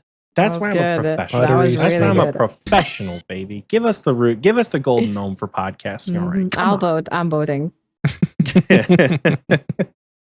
Anyways, huge shout out to our patrons. The wise old men are on screen right now. We don't have any new patrons this month, so none of you stinky wise old men can get in. By the way, if there's a weird bit that I hate one of our Patreon tiers, and I don't know where it came from. I think it came from me forgetting to mention them one day. So now I just canonically hate the wise old men and how supportive they all are because there's a lot of people in that tier in the recording booth chat right now. So if you want to come listen when we have guests on the show, join the wise old man tier and have Michael's eternal love and my eternal disdain, I guess. But moving on over to our KBD tier now, huge shout out to To Fly, my dad. Hi, Dad. Cloud Kicker, Crash Out Jack Yama Edition, Elite Oreo Dunker, Kieran, Rack XX, our third favorite Patreon supporter, Ralph, Run Metal 15, Ryan M, and the Big G Jordy. Thank you guys so much for your support at the King Black Dragon tier, the OG shout out tier. You guys are truly fantastic. We're going to switch over now, though, and we're going to thank our biggest and baddest tiers. We're going to thank the Jad tier. So, with all the love in my heart and none of the disdain that I would ever have for the wise old man tier, Never. we would like to give a huge shout out to Mithril Fork, Kyrandia, and Franz Skyway for your absolutely fantastic and amazing contributions at the Jad tier. You guys are wonderful. Ideally, there's a new line of shirts coming out. I feel like we say this every time, and I feel like every time it's not happening unless Michael's laughing because he already has a design done. Ideally, we get a new shirt out so you guys can wear them to RuneFest, which would be super cool. Because whenever we see people wear our merch to things like that, it's like, aw, you guys could have worn anything and you worn us. That's so nice. But yeah, we'll see about that. If you think that you like our show and you want to hear more of us, if you want us to, as Michael so gracefully puts, fill your ear holes with more of the Xpwaste content, head over to patreon.com/XPWaste. You can subscribe for as little as $1 a month. Technically, you can follow for free. You don't really get anything from that. It just says that you follow. You don't need to pay us to listen to the show. I'll reiterate that over and over again. You don't need to. But if you want to, you can do that. You get a lot of cool perks like hanging out with us in the recording booth while we have amazing guests like Goth here. Head over to patreon.com/XPWaste if you want to get that done. This is about the end of the episode. You guys know the drill when we have a guest on, right? Normally we have a community question that we answer. So every week, little rundown for you, Goth. I don't know how much you've listened to the show, if at all. We have a community question where we ask the people a question and we get an answer from it. I don't know what the question was this last episode. I think it was, if you could hold RuneFest or a RuneScape event anywhere, where would it be? And what would it be? Because we just got back from Dead Man mode. So I think that was the community question. We're not going to answer that this week. We're also not going to do Achievement of the Week. So you guys know here in a couple of weeks, Achievement of the Week is going to be hefty. So continue to post everything, your 99s, your Zuck Helms, your music capes, your base 60s, whatever it is, post it because we're awesome. We have the best Discord community in the world. The Sunday Raiders are back. The VC time in Vampirium, the new general VC that we made for Blood Moon Rises, looks like it's at 8 hours and 47 minutes. So you're in good company if you want to come hang out on a Sunday and do some content. People have been, I think Huey has been a big thing in the clan these last couple of days. Shout out to Your Savior Sync for all the Huey masses. But if you guys have been listening to Xpwaste for a while now, that you know that this we can't end the show like this. It's just not acceptable, right? You guys know that we have to end it on a fun question. And thankfully, while we were on the break, Goth said that she had a fun question for us. So, without further ado, Goth, what's your fun question? You said you had one for us. I said I had one for you. You know what? Like, to kind of jump off the rune. Is it okay if it's still like a DMM RuneFest? Yeah. Thing question? Is that, or should it be something? It could be anything you want. I feel That's like now fun it's part. so much pressure because we know it needs to be good. Wait. We jump every guest like this on purpose. I know. Time. I can tell you got me. Okay, I have a question. No. I have a question. You got one? Okay. We got one. What do we got? What do we got? What is the best color of the Guardians of the Earth outfit, and why is it red? Oh, I'm gonna have a controversial opinion. On this one. Way back in Leagues 2, I got the Rift Guardian pet before the collection log notification was a thing. And the Rift Guardian it's a tough pet. I'll tell you that. Disgusting. But I got it while doing law runes with Last Recall. But I didn't have any regions unlocked to get blood runes because Zaya wasn't an option in Leagues 2. And this is years before the true blood altar existed in Mauritania. So I couldn't have a blood red little guy. I had to have the dark law rune blue little guy. And low key, I kind of like the law rune one. I think the law rune one looks real good. The thing is, I thought you were talking about the Guardians of the Rift pet. Because the rune crafting pet is beautiful. The Guardians of the Rift pet is going to the bin. I have a friend who has the pet and he built an entire different little menagerie pet house like on the other side of his POH, so you can put Beef and the Rift Guardian pet in there because he just hates them so much. What's wrong with Beef? What did Beef do to I don't know. Like I'm not feeling Beef either, to be honest. It's just. He's wearing a little bow tie. What are you doing? No, but he's something's off with him. I don't like him. But the question was about the Rift Guardians of the Rift outfit, not the pet. Oh, the Guardians of the Rift outfit. I thought it was the pet. Yeah. What color is the best Guardians of the Rift outfit color? I think I still have to say blue so I could match my little guy. I think that's wrong. You're talking to a guy who doesn't even have the full outfit. I went for 99 rune crafting. I got the hat, the legs, and the boots. And then was like, fuck it. I'm going to have people in the clan run me lava runes. Oh my God, that is good. We had like it was like the week or so before I maxed. We had a little party where a bunch of people were running me lava runes. I don't know if you guys have ever done lava rune crafting. Yeah. It's the most stressful training method in the world. I don't mind it, I quite like it. Oh my it's better God. than Guardians of the Rift. Dude, I hated it so much. I kept wanting to back out and be like, guys, you don't need to waste your time doing this. Like, we're good. We did it for like 100k XP. We did the meme. It's funny. And then everyone in the VC was like, shut up and take our fucking pure essence. You're getting 99 tonight. And we just kept going. There was so like 12 hard. people lined up with essence. And Oh just my because I God, have that's so many efficiency. Yeah, literally just like a queue of people. Just like you traded, go back to the bank. It was so dumb. So I don't even have the full outfit because that's how I finished out 99. But I think I would still say blue. I think the blue looks pretty good. I'm tied. I'm torn between the red and the green. I've not seen much of The GothOSRS green. green does look good. I just like the earth colors, earthy colors. Now, the green is not really what I would call green. It looks more teal, but the green is hot. The red is very hot too. I'm trying to think of what skill cape I would wear with the green one though. The question is, why is the red one the best?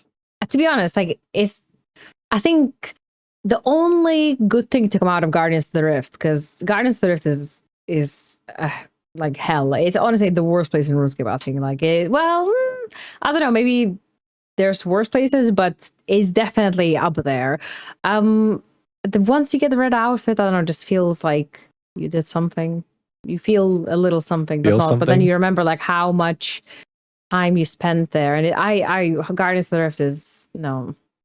I just it's one of these things where like I will have a friend of mine say, "Oh my god, I love Guardians of the Rift," and I was thinking like, okay, can you do it on my account? One of my viewers, we have this joke, he keeps talking about how much he loves rune crafting and Guardians of the Rift, and he's coming to Rufus, and I said like, okay, Danny, I'm bringing my iPad. You can get my iPad, and you're gonna be Guardians of the whole Rufus. Like if you want it, yeah, go ahead. He's like, yeah, I'm busy that day, so Gotta walk my fish. like, yeah.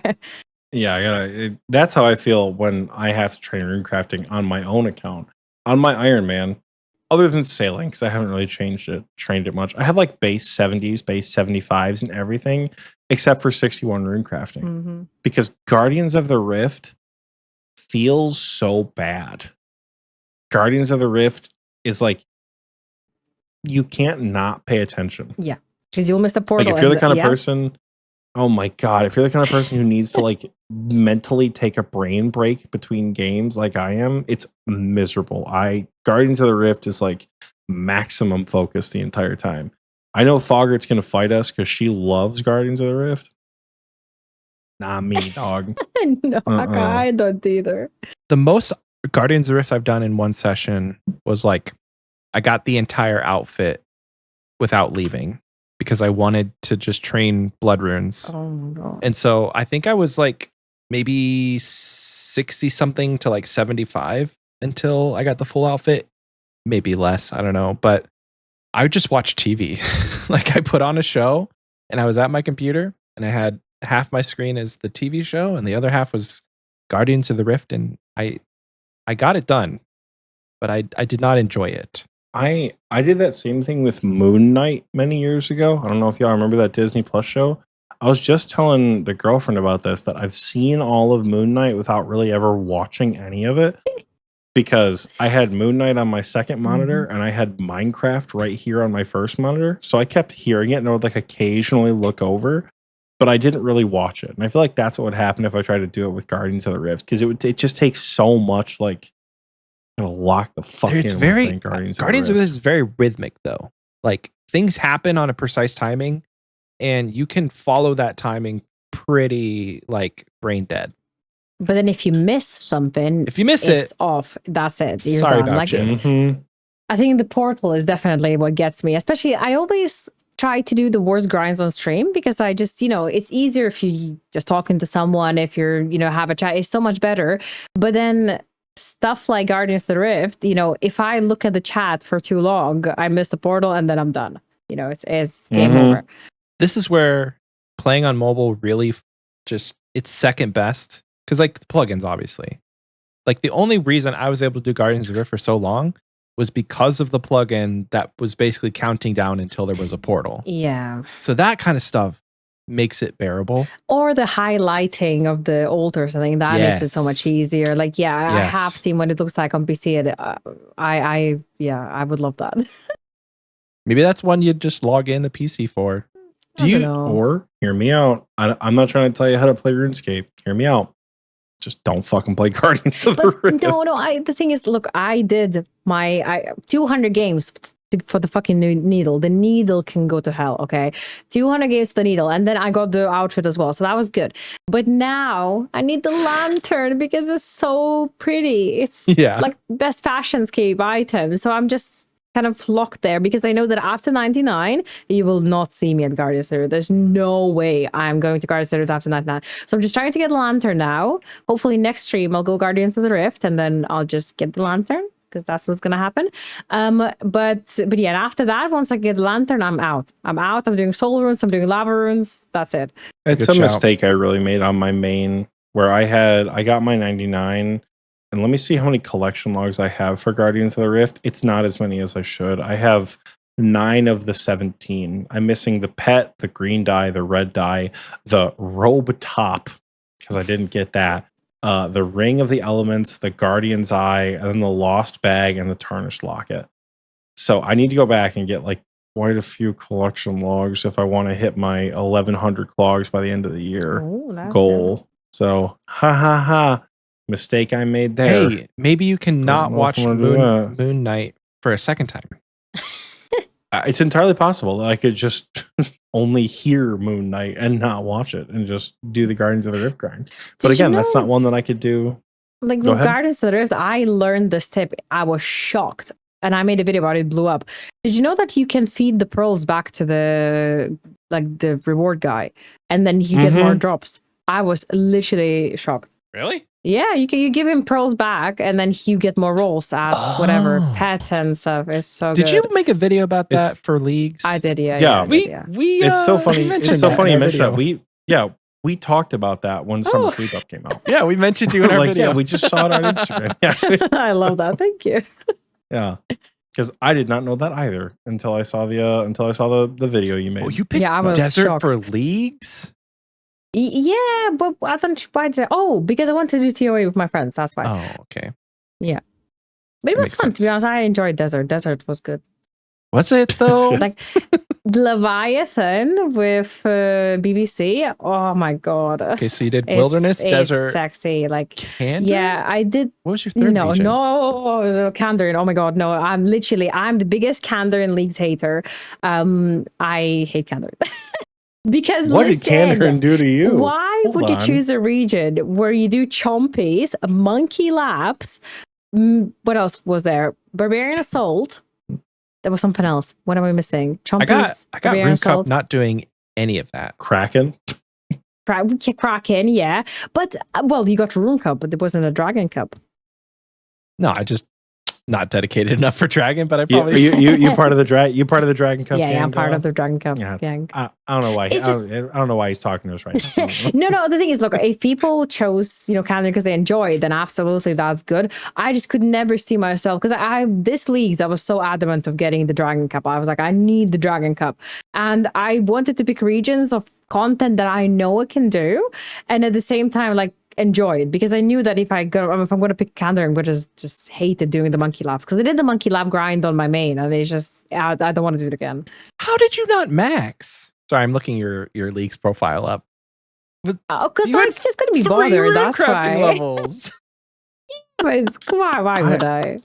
I had the exact look up my account, Michael. I think I'm like 2, 3, 7, 6 something. Like I'm very much in the same boat. 2365. with 20. She was 2375. That's ridiculous. One I was mean, 3 it's- levels off. Yeah, Sorry. but that's a lot of Guardians of the Rift games, because that was the only training method I had, and I don't want to do that. I was. Because I wildy, I think- desert, and I can check your KCs to see what. wait, what else did I take? Oh no, Varlamore was. Wait, You no, picked yeah, Varlamore was- Asgarnia. Oh yes, Asgarnia. Yes. Yeah, I could say you So, were it was 3 good. KC off of really the task. happy with my league choice. I didn't get a pet though. No league pet this No year. pets? No. Yeah. Damn. That sucks. You want to know what pet I got this What did you league? get this league? The fucking Chompy pet, because I got Tehran winning and Kandrin, baby. Well, That's I what I'm mean- talking about. Yeah, that is an easy pet to get, to be honest. I'd never considered that. Like in leagues, you know what I mean? It's like a free pet. It's a very easy pet to get in leagues, and I did it this league because Kandrin and Tehran had some really good synergies together for my build, Yeah. which was awesome. Loved that. There may never be a league again where I choose both Kandrin and Tehran, so I thought, fuck it, I'm gonna go and get it done. So I cranked out the Chompy Bird pet because it was like 8 times KC or something like that.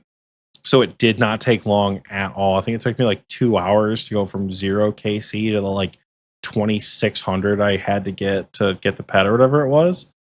But so yeah, as I get why people are Kandrin haters, But there's not a lot of Kandrin saying. haters. I think I do see how at the same time there's so much good content in Kandrin. Like there's amazing stuff. Like even Ecothermy this year was so good. Like everybody went Ecothermy to, was hard as fuck. I Well, really struggled I mean, with I saw the Ecothermy. videos, but like there's Kandrin has a lot of good things. It's just like there's some things why I genuinely don't want to choose Kandrin for. And every league I always choose the wilderness, because I think the wilderness is just like a hack for leagues. Like this is the only tip that I give to people. Is like if you're worried about leagues, choose wilderness, because think about it. It's wilderness is so good in the main game because there's a risk, but in leagues there's no risk. Yeah. Well, obviously you can be killed, but like you don't lose any of your stuff. So that risk is taken away. So you have the whole access to these low level training methods and bosses with amazing drops without any risk. It is amazing. I think that Kandrin, well, I agree with you. Kandrin has some good stuff. And it's like, it was a popular region. I think it was the number 1 region for this league. In contrast to it being the last picked region, basically, like the least picked region in the one before, it was the echo weapons that just, it fit into the meta, unfortunately. And I say unfortunately because like Kandrin was kind of boring. Like it was an easy region to complete. Like I did all of the pack tasks in Kandrin and got all the drops that I wanted. But as far as like a fun region full of good content, Kandrin's just not it. But the Shadow Flame Quadrant and what was that? The Elemental something. They were so good. Devil's Element, so good. So freaking good. For some reason, for the last couple of leagues, I feel like they've put hot garbage as the echo item there. Yeah. Mauritania, my beloved. Your wilderness every time. I'm Mauritania every time. I love Leagues Top. It's so funny and so fucking stupid. I would love to try it. I think I definitely want to do Mauritania next Leagues at some point. Definitely. It is. I will say taking 2 raid regions is a lot because it's a lot of raids and it just becomes like, holy fuck, I don't want to do this many raids. But Mauritania, I love it. It's not a very fun starting region because a lot of the tasks are like kill 50 Fazani's Nightmare. And if it's like the first region you choose out of Karamja, it's like, maybe not. I don't know. But the, what's it called? The Leagues Tobs. Oh, they're so much fun. You kill Verzik in like 30 seconds. But yeah. Well, I think we fell into the trap of yapping more. Yeah, which is we'll like keep podcast part into 2. It's like we had a really good fun question prompt, and then we fell into podcast part 2. But I think for everyone's sake, it's almost midnight for you, right? Like I think it might be time to give the people a break from us yapping in their ears. Exactly. It really has been a lot of fun. It's so fantastic to meet you. Love the content. Really glad you came on the show. One more time before we go, who the hell are you? Where can people find you? I'm Goth. I play RuneScape on an iPad. You can find me on Instagram, Twitch, TikTok, YouTube, and Threads. GothOSRS. It's the same on every platform. I think it's similar variations as well. Just GothOSRS. And yeah, you can find me there. And we will, of course, have a link to all of those websites in the description down below. If you guys are from Goth, hello, welcome. So glad you guys stuck around. Hope you guys had fun. If you guys are here from Xpwaste, hell yeah, guys. We'll see you guys next week where we talk about, Michael, what are we going to talk about? Because I'm probably not going to be here next week. Blood Moon Rises. I might be probably. Here next week. If I'm not here when you talk about Blood Moon Rises, I'm going to start attacking someone. Oh, no. I loved Blood Moon Rises so much. Actually, after we stop recording, I'm going to lecture the both of them on the lore of the vampires because I had that much fun with the quest. No. Not today. You need to do like a short. Do a short of like explaining the Bloodwood Rises lore and what a bit. Like I would love that. Jagex already did. They did the story so far. Yeah, but that's the story so far. But you need the update on what happened during Blood Moon Rises. 1 minute short.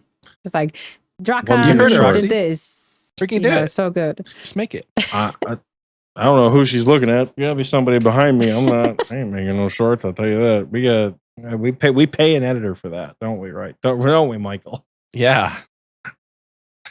Yeah, sure. Michael's our editor. All right. We're out of here though, folks. See you guys in the next one. Thank you so much to Goth. And Thank you so much for having me. Of course, we'll catch you guys in the next episode. Bye. Everyone.